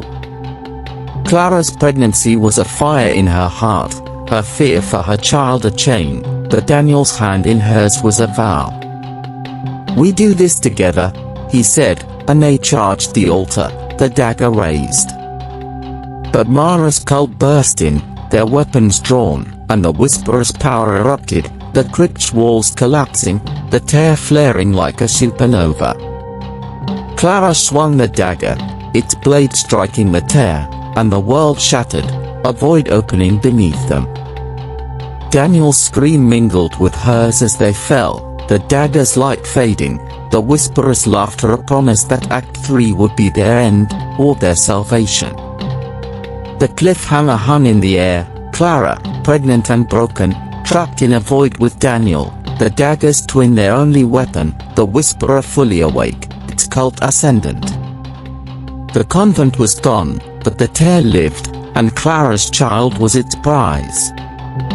The storm raged, and somewhere in the darkness, Margaret's voice whispered, "Strike the heart," a final plea for redemption. The void was a wound in reality, a churning abyss of thorn and flame where time bled into eternity. Clara fell, a scream swallowed by the whisperer's laughter, the dagger's twin clutched in her blooded hand, its golden glow flickering like a dying star. Daniel's hand slipped from hers, his cry a fading echo as the tear of Mary's crimson light pulsed above, its cracks healing, its power a tidal wave that drowned her senses. Her pregnancy, a secret she could no longer deny, was a fire in her heart, the whisperer's voice weaving through her fear, "Your child is mine, Clara. Join me, and it lives." The memory of Margaret, Ruth, and Liam, all lost to the tear's hunger, fueled her defiance, but the void's weight pressed her down, threatening to shatter her soul. She landed on a surface that was neither stone nor earth, but a writhing mass of shadows, their forms shifting, nuns, priests, villagers, their faces voids, their hands clawing at her. The dagger's glow kept them at bay, but the whisperer's colossus loomed, a titan of flame and thorn, its eyeless maw radiating hunger.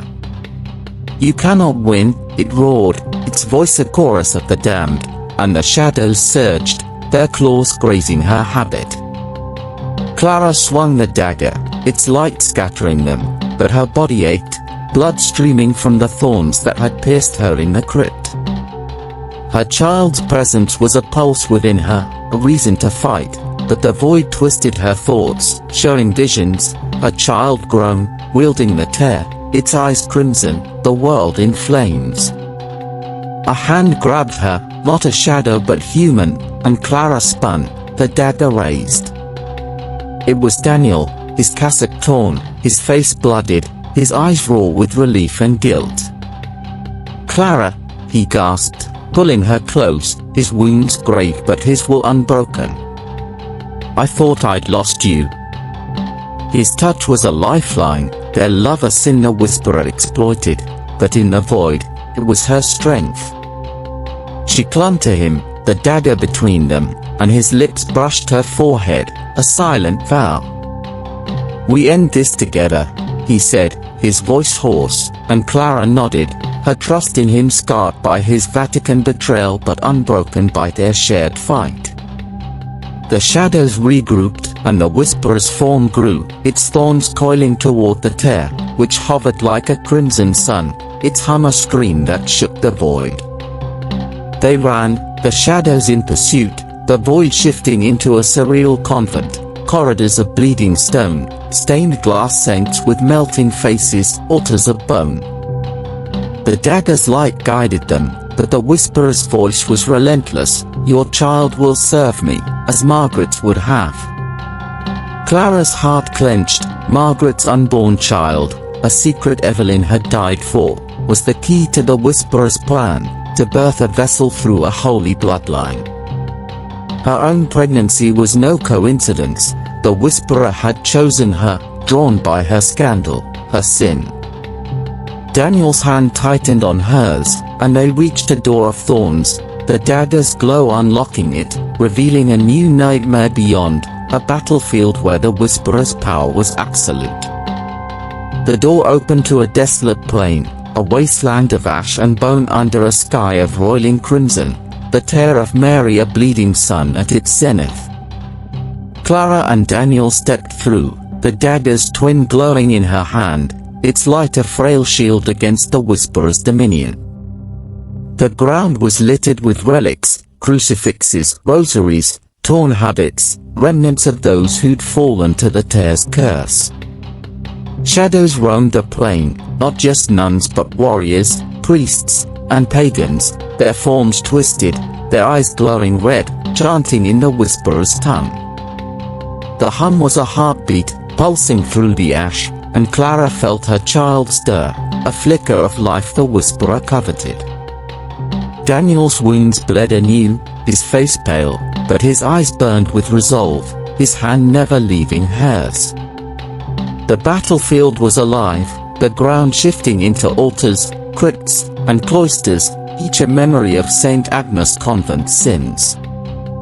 Clara's breath caught as she saw Margaret's silhouette, a tattered habit weeping blood, her voice a whisper, the dagger's twin binds the heart. Strike together. But Margaret's form dissolved, and the shadows attacked, their claws raking the air. Clara swung the dagger, its light scattering them, while Daniel recited a prayer, his voice cracking but fierce, a remnant of his faith despite his betrayal. The plane shook, and a figure emerged, not the whisperer, but Ruth, her body translucent, her eyes human but filled with sorrow. "Clara," she said, her voice echoing, "I'm trapped. Help me." Clara's heart broke. Ruth's sacrifice in the crypt hadn't freed her, the whisperer held her soul. She stepped toward Ruth, the dagger raised, but Daniel grabbed her arm. "It's a trick," he warned, his voice tight. "The whisperer uses our guilt." Ruth's face twisted, her eyes turning red, and she lunged, her hands clawing, her voice the whisperer's, "You failed her, Clara. You'll fail your child." Clara dodged, tears streaming, and swung the dagger, its light passing through Ruth's form, scattering her into ash. The plane roared, the shadows surging, and Clara's grief was a wound the whisperer fed on. Daniel pulled her back, his own guilt mirroring hers, and they ran, the battlefield shifting into a maze of thorns, the tear's light guiding their enemy. A new figure appeared, Liam, his face pale but human, his crowbar in hand, blood crusted on his chest where he'd struck himself. "You're alive," Clara gasped, hope flaring, but Liam's eyes were haunted, his voice raw. "Barely," he said. "The whisperer let me live to suffer. I found a way here, through the caves." His survival was a miracle, but his grief for his sister was a chain, and Clara feared the whisperer's hold on him. He pointed to a distant altar, where the first blessed dagger, lost in the void, lay, its glow faint but calling to its twin. "We need both," Liam said, and Clara nodded, their alliance fragile but necessary. The shadows closed in, and the battlefield became a gauntlet, the whisperer's laughter a promise that their reunion would be their doom. The battlefield was a crucible of ash and blood, the altar of thorns a jagged monument at its heart. Clara, Daniel, and Liam fought through the shadows, the daggers twin in Clara's hand, its golden glow clashing with the tear's crimson light above. The shadows were relentless, nuns with bleeding eyes, priests with thorn-crowned skulls, villagers chanting the whisperer's name. Clara's pregnancy was a pulse within her, her child's life a stake she couldn't lose, and the whisperer's voice taunted, "Your bloodline is mine, Clara. Your child will rule." Daniel's wounds slowed him, blood dripping, but his prayers were a shield, his love for Clara a fire that burned through his guilt. Liam's crowbar was a blur, his face grim, his redemption a desperate fight against the whisperer's claim. The altar loomed, its thorns writhing, the first blessed dagger embedded in its center, its glow faint but alive. Clara felt the twin dagger pulse, the two blades calling to each other, their power the key to breaking the tear's heart. But the shadows formed a barrier, their claws weaving a cage of bone and flame. Liam charged, his crowbar smashing through, blood spraying as claws raked his arms. "Get the dagger," he shouted, his voice raw, and Clara ran, Daniel at her side, their hands locked. The thorns lashed out, slicing Clara's cheek, but she reached the altar, her fingers closing around the first dagger's hilt. Its glow flared, merging with the twins, and the battlefield shook, the tear's light dimming, the whisperer's roar a scream of rage. Liam fought like a man possessed, not by the Whisperer but by his sister's memory. For her, he growled, smashing a shadow's skull, but the cage tightened, thorns piercing his legs, blood pooling. Clara's heart clenched. Liam's sacrifice was too much, his redemption a price she couldn't bear. She pulled the first dagger free, its light blinding, and turned to help him, but Liam's eyes met hers, clear and resolute. "End it," he said, and swung his crowbar into the altar's base, cracking it. The thorns surged, enveloping him, his scream human but defiant, and he was gone, his body consumed, his soul freed. Clara's tears fell, the daggers heavy in her hands, and Daniel's arm around her was a vow, they'd honor Liam's sacrifice, or die trying. The shadows retreated, the altar crumbling, but the tear's light flared, and the Whisperer's form grew, its thorns coiling toward them. The battlefield shifted, the plain collapsing into a new chamber, a grotesque cathedral of flesh and bone, the tear at its apex, its hum a dirge.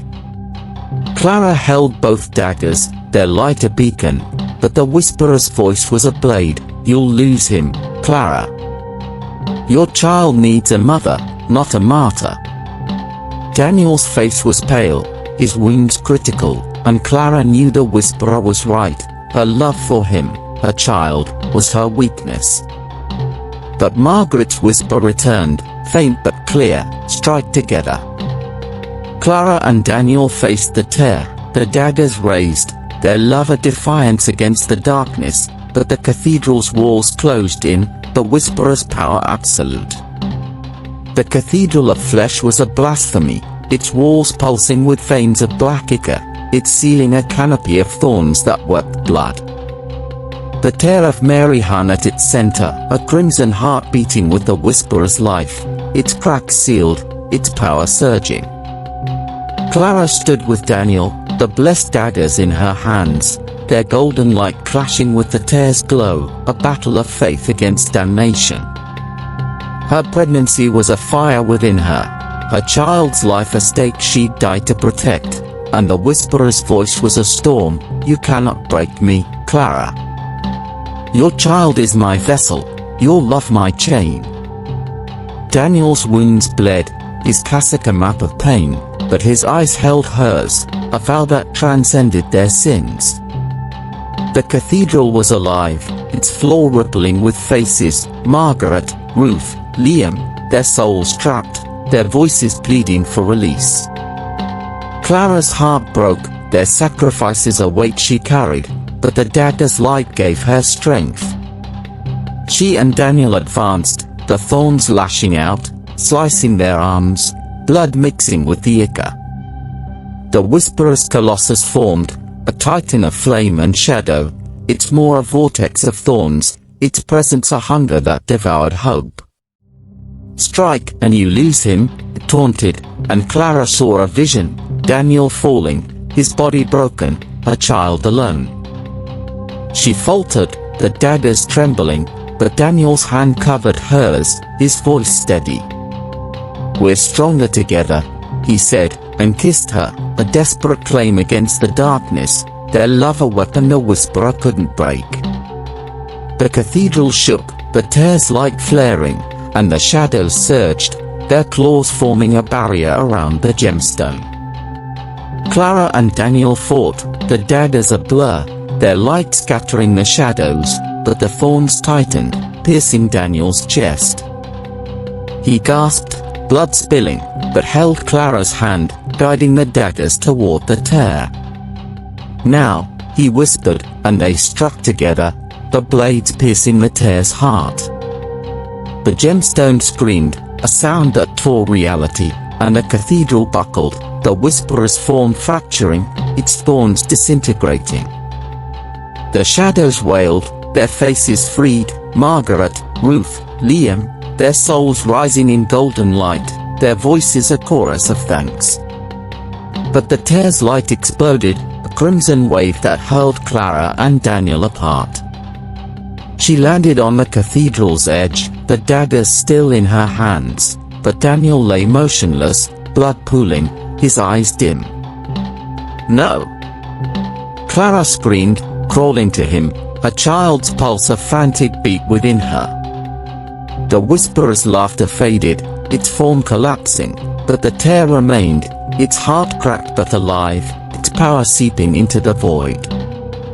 Clara held Daniel, his breath faint, and realized the cost of their strike. He was dying, and the whisperer's plan for her child was far from broken. The cathedral began to dissolve, the void pulling them back to the convent's ruins, and Clara's tears fell, her love, her child, and her faith on the brink of shattering as the final battle loomed. The void spat Clara and Daniel back into the convent's ruins, a shattered graveyard of stone and ash under a storm-torn sky. Clara cradled Daniel, his blood soaking her habit, his breath a fading whisper as the tear of Mary's crimson glow pulsed from the exposed crypt nearby, its heart cracked but alive. The blessed daggers, one in each of her hands, glowed gold, their light a fragile hope against the whisperer's lingering laughter, a faint echo in the wind. Clara's pregnancy was a pulse within her, her unborn child the whisperer's ultimate prize, and Daniel's dying form was a wound she couldn't bear. "Stay with me," she whispered, her tears mixing with the rain, her love for him a fire that defied the darkness. The crypt's altar loomed, the tear hovering above it, thorns coiling like a nest, its hum a dirge that shook the ruins. The shadows of Margaret, Ruth, and Liam had freed themselves, their souls ascended, but the whisperer's power remained, its plan to claim Clara's child unbroken. She pressed her hand to Daniel's chest, his heartbeat faint, and searched the ruins for help, her voice breaking. "Someone, please!" Lightning illuminated a figure stumbling through the debris, not a shadow, but Sister Ruth, her habit torn, her eyes human, her body miraculously alive. "Clara!" Ruth gasped, collapsing beside her, her face etched with guilt. "I fought it, the whisperer let me go when you struck the tear." Clara's heart surged, Ruth's survival was a miracle, a sign the whisperer could be weakened. "Help him," she pleaded, and Ruth tore strips from her habit, binding Daniel's wounds with trembling hands. "He's fading," Ruth said, her voice raw, "but his faith kept me anchored. We owe him everything." Clara nodded, her anger at Daniel's Vatican betrayal buried under their shared fight, but his pulse weakened, and the tear's hum grew louder, the ruins trembling. Ruth's eyes widened, pointing to the crypt. "It's calling you," she said, and Clara knew the truth. The daggers had wounded the tear, but only a final strike, with both blades and her full resolve, could end the whisperer's reign. The storm raged, lightning striking the crypt, and the whisperer's voice slithered through Clara's mind, "Your child is my vessel, Clara. Strike again, and you lose them both." The vision of Daniel dead, a child stolen, shook her, but Ruth's hand on her shoulder was a reminder of sacrifice. "You're stronger than it," Ruth said, and Clara stood, the daggers heavy, her pregnancy a fire that fueled her. She kissed Daniel's forehead, vowed to return, and stepped toward the crypt, Ruth guarding him. The tear's light flared, shadows stirring, and Clara felt the whisperer's endgame. Her child's soul was the key to its full resurrection, a new goddess to rule the world. The ruins groaned, and Clara braced for the battle, her love and faith her only weapons. The crypt was a moor of shadow and thorn, the tear of Mary a crimson heart at its center, its glow bathing the ruins in blood-red light. Clara descended, the blessed daggers in her hands, their golden glow clashing with the tear's hum, a relentless pulse that shook the stone. Her pregnancy was a constant reminder of the stakes. Her child, targeted by the whisperer as a vessel for its rebirth, was a life she'd died to protect. The memory of Daniel's fading breath, Ruth's miraculous return, and Liam's sacrifice drove her forward, but the crypt was no longer empty. Shadows coalesced into guardians, nuns with thorn-crowned skulls, priests with bleeding eyes, their forms woven from the tear's power, their chants a hymn of damnation. Clara swung the daggers, their light scattering the guardians, but they reformed, their claws raking her arms, blood welling. The Whisperer's voice was a blade. "You're alone, Clara. Your lover dies, your child is mine." She fought back tears, her faith tested, her love for Daniel a sin the Whisperer twisted. But a cry echoed, Ruth, charging into the crypt, wielding a broken candelabrum, her face fierce despite her wounds. "You're not alone," she shouted, smashing a guardian's skull, its form dissolving. Clara's heart surged. Ruth's resolve was a mirror to her own, a redemption for her earlier betrayal under possession. The guardians swarmed, their thorns lengthening, and the crypt's walls bled, echo cooling at Clara's feet. She and Ruth fought back to back, the daggers and candelabrum a desperate dance against the shadows. Ruth's voice was steady, her faith reborn. "For Daniel, for Liam, for all of us," she said, and Clara nodded, their alliance a defiance against the Whisperer's lies. The tear's light flared, and a new guardian formed, not a nun, but Evelyn, her crimson eyes blazing, her thorn rosary a whip that lashed the air. "You failed, Clara," she hissed, her voice a blend of human grief and demonic zeal. "Margaret's blood runs in you, your child is hers, and mine." Clara's blood ran cold, Evelyn's words implied a lineage, a connection to Margaret that explained a Whisperer's fixation. Clara swung the daggers, their light grazing Evelyn's form, but the guardian was stronger, its rosary choking Ruth's throat. Clara tackled Evelyn, the daggers piercing her shadow, and Ruth broke free, gasping. The crypt shook, the tears hum a scream, and Evelyn's form dissolved, her laughter echoing, "You can't escape your blood." Clara's mind reeled, her pregnancy, her scandal, her exile to St. Agnes, all orchestrated by the Whisperer to claim her child. She and Ruth reached the altar, the tear's thorns coiling, but the guardians regrouped, and the hum surged, the Whisperer's power threatening to consume them. Clara raised the daggers, her child's life her strength, but the crypt ceiling cracked, and the storm's lightning struck, a warning of the final battle to come. The crypt's tremors drove Clara and Ruth back to the ruined surface, the blessed daggers glowing in Clara's hands, the tear's crimson light pulsing below. The storm raged, rain lashing the convent's wreckage, and Daniel lay where they'd left him, his breath a faint mist, Ruth's bindings soaked with blood. Clara knelt beside him, her heart breaking, her pregnancy a pulse that tied her to him and their child. "Hold on," she whispered, kissing his cheek, but the Whisperer's hum was deafening, and the ruins shook, the tear's power spreading beyond the crypt. Ruth's face was grim. "It's not just here," she said, pointing to the village below, where fires burned, their smoke curling like thorns. They carried Daniel to a crumbling cloister wall, shielding him from the storm, and Clara's eyes widened at the village's chaos. The cult of villagers, led by Mara, had grown, their faces painted with spiral thorn symbols, their chants echoing the Whisperers. Torches lit the square, and a pyre burned, its flames blue and unnatural, a sign the tear's influence had infected the land. Clara's resolve hardened, the daggers could break the tear, but the cult was a barrier, their devotion a weapon the Whisperer wielded.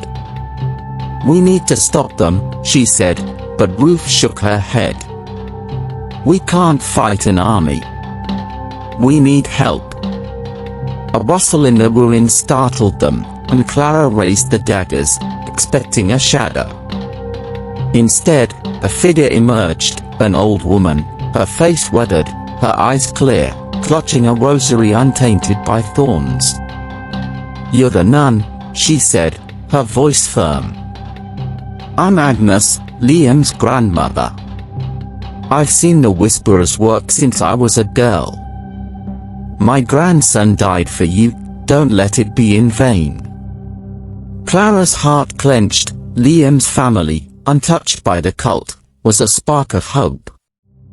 Agnes revealed a hidden cache in the ruins, stocked with holy water, relics, and a map of the village's old defenses. "Some of us resist," she said. "We'll hold the cult, but you must reach the tear." Agnes led them to a vantage point, where a handful of villagers, elders, outcasts, waited, armed with faith and crude weapons. Clara's gratitude was a fire, but Daniel's weakening pulse was a clock ticking down. She entrusted him to Agnes, her voice breaking. "Keep him alive." Ruth stayed with Clara, the daggers their mission, and they descended toward the village, the cult's pyre a beacon of doom. The Whisperer's voice taunted, "Your child's soul is mine, Clara. You'll fail them all." But Agnes's resolve, Ruth's redemption, and Daniel's love were her armor, and Clara charged into the village, the daggers glowing, the tear's endgame within reach. The village square was a crucible of fire and blood, the cult's pyre roaring with blue flames, its smoke forming spiral thorn symbols in the sky. Clara and Ruth crept through the shadows, the blessed daggers in Clara's hands, their golden light hidden beneath her habit. The cult chanted, Mara at the pyre's base, her sickle raised, her eyes crimson with the Whisperer's power. Villagers knelt, their faces painted, their voices a hymn that synced with the tear's hum, echoing from the convent's ruins. Clara's pregnancy was a pulse, her child's life the Whisperer's prize, and the memory of Daniel's fading breath, Liam's sacrifice, and Evelyn's twisted vengeance drove her forward. Ruth's candelabrum was her weapon, her faith a shield, but the cult's numbers were overwhelming, their devotion a wall. Agnes's rebels struck, distraction that shattered the chant. Torches flared, holy water splashed, and the cult turned, their weapons clashing with the rebels' relics. Clara and Ruth ran for the pyre, its flames a barrier to the path back to the crypt. Mara's eyes locked on Clara, her voice a snarl, the Whisperer's vessel must die. She swung her sickle, and Clara dodged, the daggers flashing, their light scattering the cultists. Ruth smashed her candelabrum into a villager's chest, blood spraying, but the pyre's flames surged, forming a figure, the Whisperer, not a colossus but a woman, eyeless, thorn-crowned, her form woven from fire and shadow. "You cannot stop me," it said, its voice a chorus of Clara's fears, and the pyre's heat burned her skin, the daggers trembling in her hands. Clara swung the daggers, their light piercing the Whisperer's form, but it laughed, its thorns lashing out, slicing Ruth's arm. Ruth staggered, her candelabrum falling, but her voice was fierce. "Keep going," she shouted, tackling Mara, their bodies rolling into the pyre's base. The flames roared, and Clara's heart clenched. Ruth's sacrifice was too much, but the path to the crypt was clear. She ran, the daggers glowing, the Whisperer's form pursuing, its thorns weaving a cage. The rebels fought, their cries fading, and Clara reached the convent's ruins, the crypt's altar visible, the tear's light a crimson beacon. But the Whisperer's voice was a blade, "Your child is born to me, Clara. Strike, and you lose everything." The daggers burned, her love for Daniel and her child afire, and Clara charged the altar, the final battle a heartbeat away, the Whisperer's manifestation a promise of doom. The convent's ruins were a shattered requiem, the crypt a gaping wound where the tear of Mary pulsed, its crimson light a heartbeat of malice. Clara charged toward the altar, the blessed daggers in her hands, their golden glow clashing with the storm's lightning that tore the sky. Her pregnancy was a fire within her unborn child the whisperer's coveted vessel, and the sacrifices of Ruth, Liam, and countless others weighed like a crown of thorns.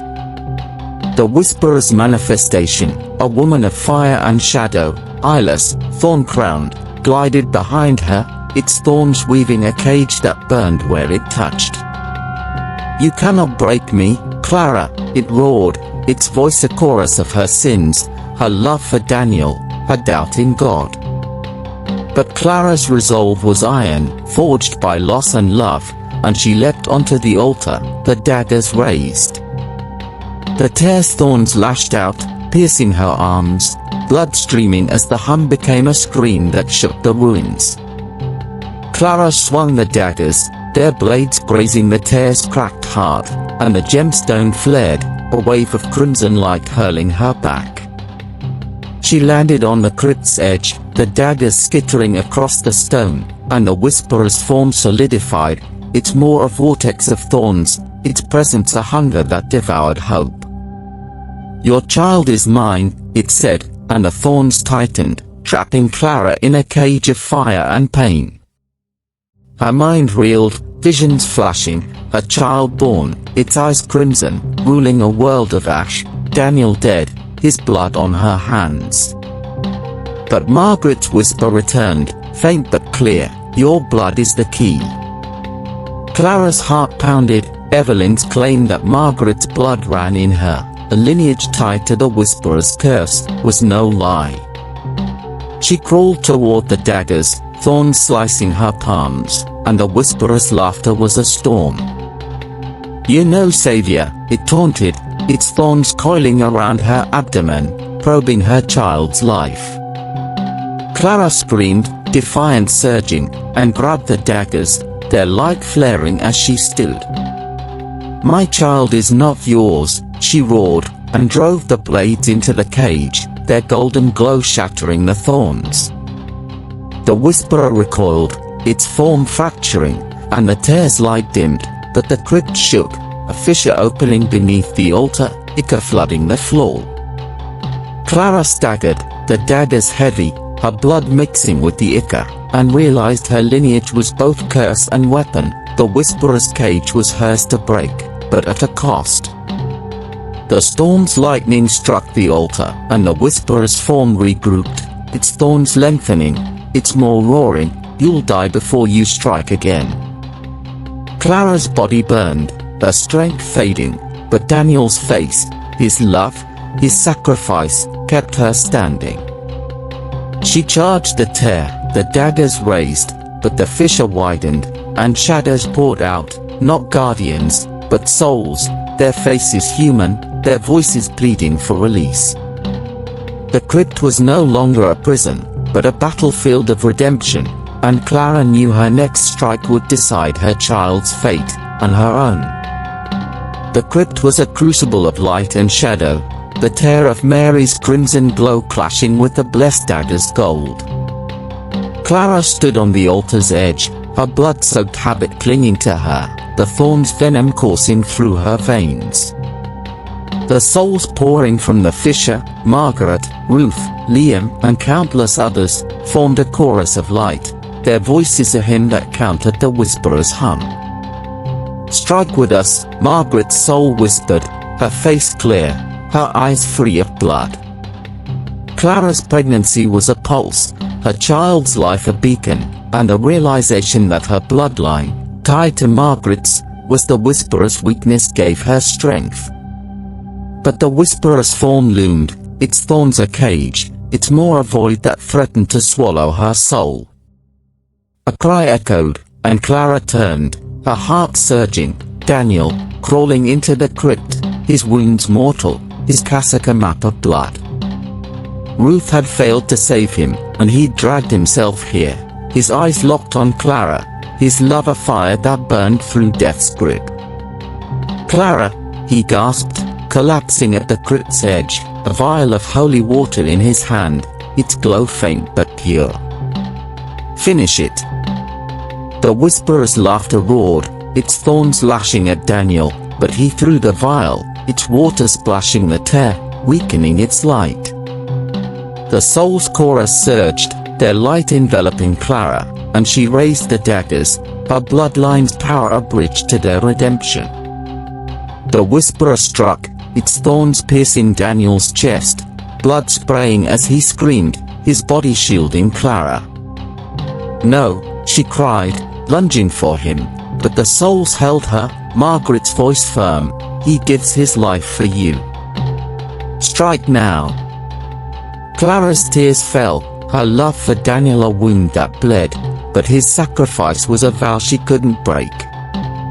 She drove the daggers into the tear, their blades piercing its heart, and the gemstone screamed, a sound that tore reality. The crypt buckled, the soul's light flaring, and the whisperer's form fractured, its thorns disintegrating. Daniel's body slumped, his eyes dimming, and Clara fell to her knees, the daggers still in the tear, her child's pulse a frantic beat within her. The crypt's walls bled faster, the fissure widening, and the whisperer's voice was a fading snarl, "You've only delayed me, Clara. Your child remains mine." The tear's heart cracked, but it held, its power seeping into the ruins, the storm above a roar of wrath. Clara held Daniel, his breath gone, his love eternal, and the soul's chorus faded, their light guiding them to peace. But the tear's hum persisted, and Clara knew the final strike required more, her blood, her life, perhaps her child. She stood, the daggers glowing, her resolve a fire that burned through grief, and faced the tear, the crypt's heart a battlefield where her faith would be forged or broken. The convent's ruins groaned, a dying beast under the storm's relentless lash, the crypt's altar a crucible where the tear of Mary pulsed, its cracked heart leaking crimson light. Clara stood alone, the blessed daggers in her hands, Daniel's body at her feet, his sacrifice a wound that bled her soul. Her pregnancy was a fire, her child's life the whisperer's ultimate prize, and the realization that her bloodline, descended from Margaret, cursed by the tear, was the key to its destruction was a blade she wielded. The soul's chorus had freed themselves, but the whisperer's power lingered, its hum a dirge that shook the ruins, its voice a whisper, "You'll lose everything, Clara. Your child is my rebirth." The crypt's fissure widened, ichor flooding, and the ruins began to collapse, stone crashing around Clara. She clutched the daggers, their light guiding her to the surface, where the storm's lightning illuminated a grim sight. The village cult, led by Mara, had breached the ruins, their faces painted with spiral thorn symbols, their weapons gleaming. Agnes's rebels fought, their holy water and relics a fading shield, but the cult's numbers overwhelmed them, their chant sinking with the tear's hum. Clara's heart sank, Ruth was gone, Daniel dead, and Agnes's resistance was crumbling, but she couldn't falter.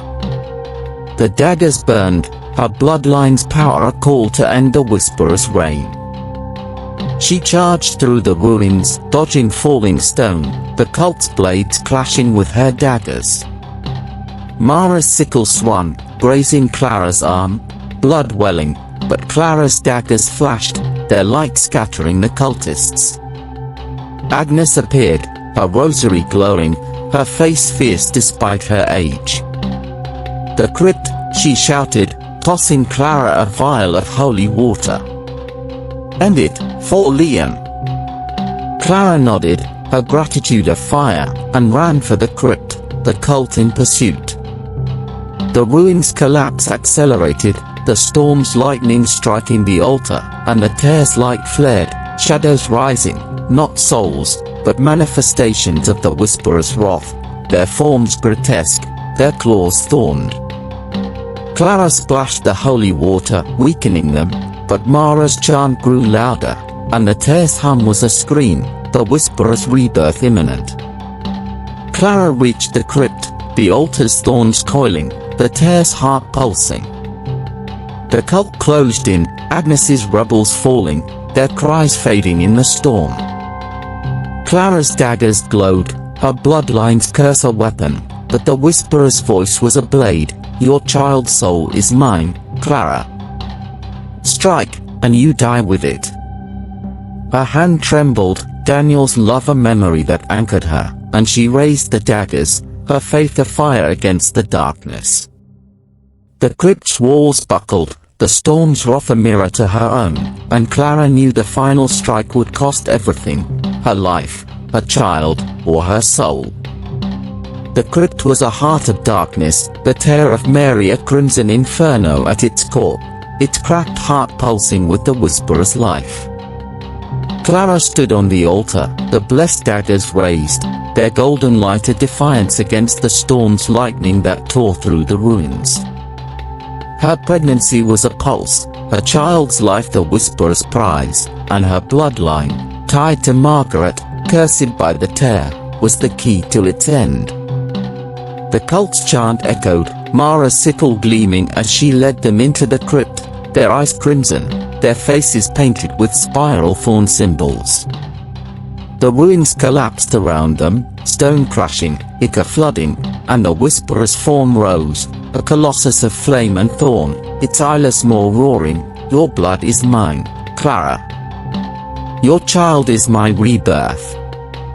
Clara's body burned, thorn's venom coursing through her, her blood mixing with the ichor as she faced the tear. The daggers glowed, their light a bridge to the soul's chorus, Margaret, Ruth, Liam, Daniel, their voices urging her to strike. But the Whisperer's vision struck her, her child born, its soul stolen, the world a wasteland under its crimson gaze. Her hand trembled, the cost of the strike clear, her bloodline's power required a sacrifice, her life or her child's. Mara lunged, a sickle aimed at Clara's abdomen, but Clara dodged, the daggers slashing Mara's arm, blood spraying. The cult swarmed, their blades clashing, and Clara fought, her child's pulse afire that burned through fear. She drove the daggers into the tear, their blades piercing its heart, and the gemstone screamed, a sound that shattered stone. The Whisperer's form fractured, its thorns disintegrating, and the cultists screamed, their eyes bleeding as the tear's power recoiled.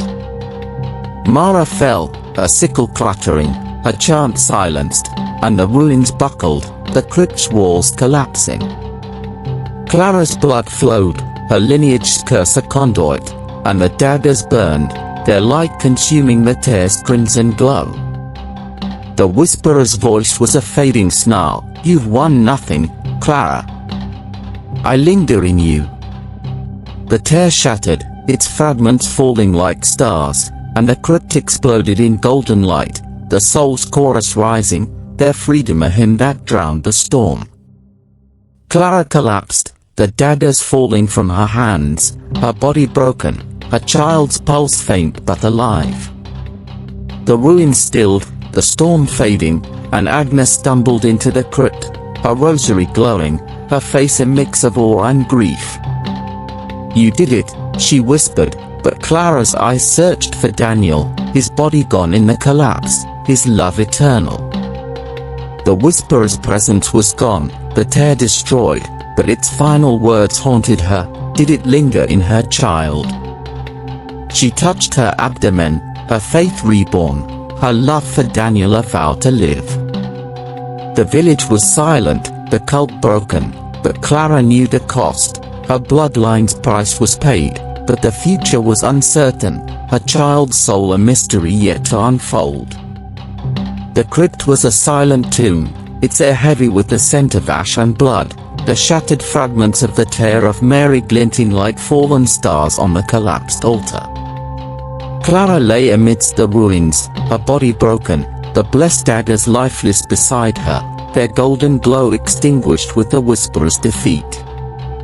Her pregnancy pulsed faintly, a miracle that her child still lived, but the cost was a wound that bled her soul, Daniel's death, Ruth's sacrifice, Liam's redemption, all etched into her heart. Agnes knelt beside her, the old woman's rosary glowing faintly, her weathered face a mix of awe and sorrow. "You've ended it, child," she whispered, her voice trembling. The whisper's gone.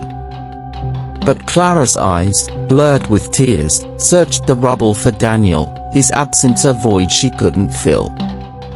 The storm had broken, dawn's grey light seeping through the convent's ruins, casting long shadows over the fallen stones. The village below was silent, the cult's chant extinguished, Mara's body among the dead, her sickle buried in the mud. Agnes helped Clara stand, her arms frail but steady, and together they stumbled from the crypt, the ruins groaning as if mourning their own destruction. Clara's hand rested on her abdomen, her child's faint pulse a vow, she would live for them, for Daniel's love, for the souls freed from the tear's curse. But the whisperer's final words, "I linger in you," haunted her, a shadow she couldn't shake. Was her child truly free, or did the curse of her bloodline persist?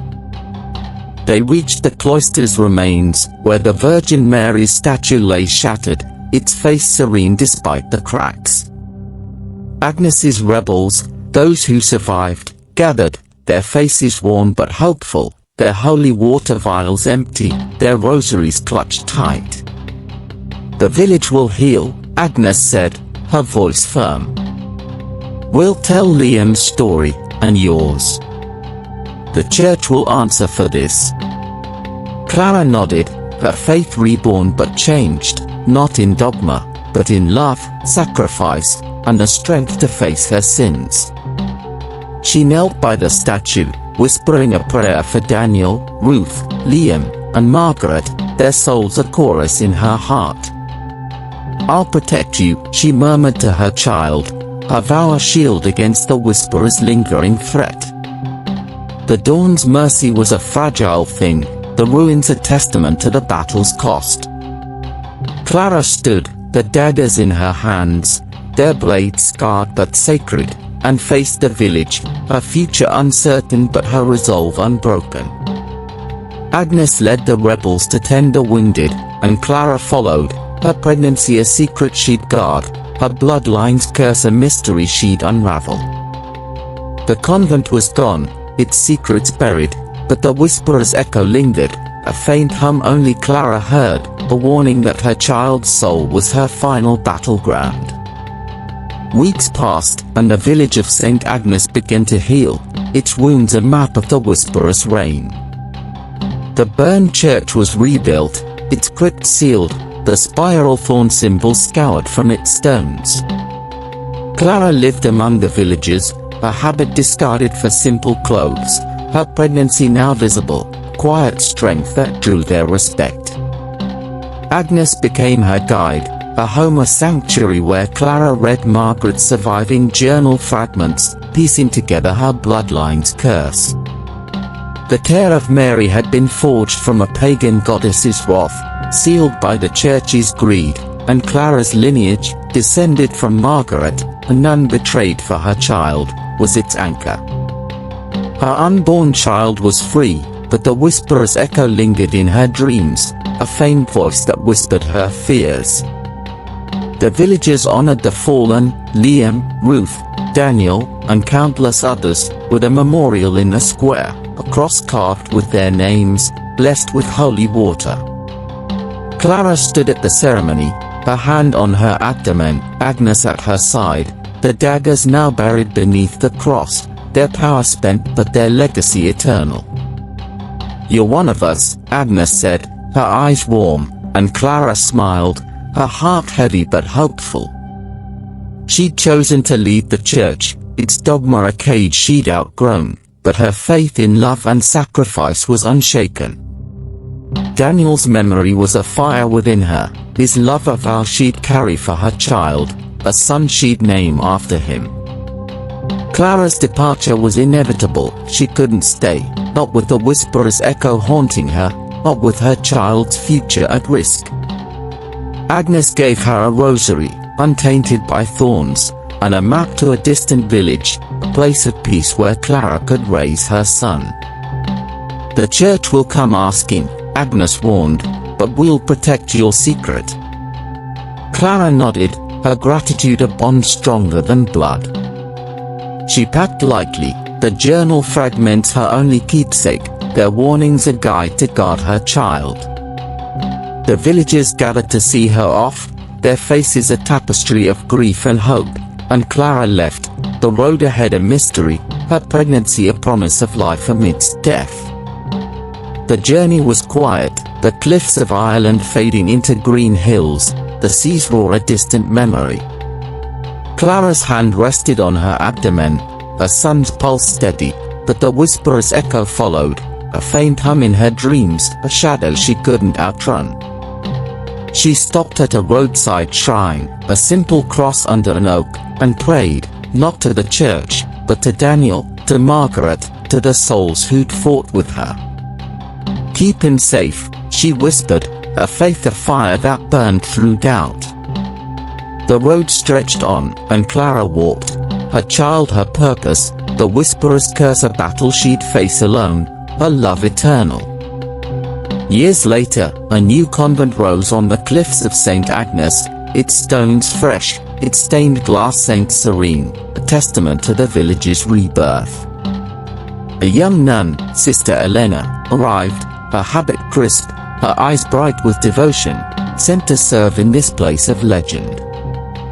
The villagers spoke in hushed tones of Clara, the nun who'd broken the tear, her child a mystery, her fate unknown. Elena's cell was simple, a cot and a crucifix, but as she unpacked, a faint hum stirred, a whisper in the walls, soft but insistent, like a voice calling her name. She froze, her rosary trembling, the air heavy with a presence she couldn't name. Elena knelt, praying for guidance, but the hum grew, forming words, find me. Her heart pounded, and she searched the cell, her fingers tracing the stone until a loose brick gave way, revealing a hidden niche. Inside was a single page, its ink faded but legible, a fragment of Margaret's journal, missed by Clara, its words a warning, the whisperer's essence lingers in the bloodline, a seed that waits to bloom. Elena's breath caught, the hum now a chorus, and the crucifix above her cot flickered, its glow red, not gold. She clutched the page, her faith tested, and stepped into the corridor, the convent shadows shifting, a new mystery unfolding. The village slept, unaware of the hum, but Agnes, now frail, woke in her cottage, her rosary glowing faintly. She whispered Clara's name, her eyes on the cliffs, where a distant figure stood, a woman, her hair grey, her hand on a boy's shoulder, their faces serene but watchful. Clara had returned, her son Daniel grown, his eyes clear, but the whisperer's echo followed them, a shadow in his dreams. She'd raised him in peace, her love a shield, but the journal's warning haunted her, the curse lingered, a seed in her bloodline, a battle yet to come. The convent's bell tolled, and Clara's hand tightened on her son's, her vow unbroken, she'd fight for him, as she'd fought for them all, the whisperer's whisper a challenge she'd face again. The epilogue closed with Elena's discovery, the hum a subtle hook, a promise that the whisperer's defeat was not final, but Clara's legacy, her love, her child, her sacrifice, was a light that burned eternal. The cliffs stood silent, the sea a witness to the battle's end, and the story faded, its echoes lingering in the shadows, ready for a new soul to heed the convent's whisper.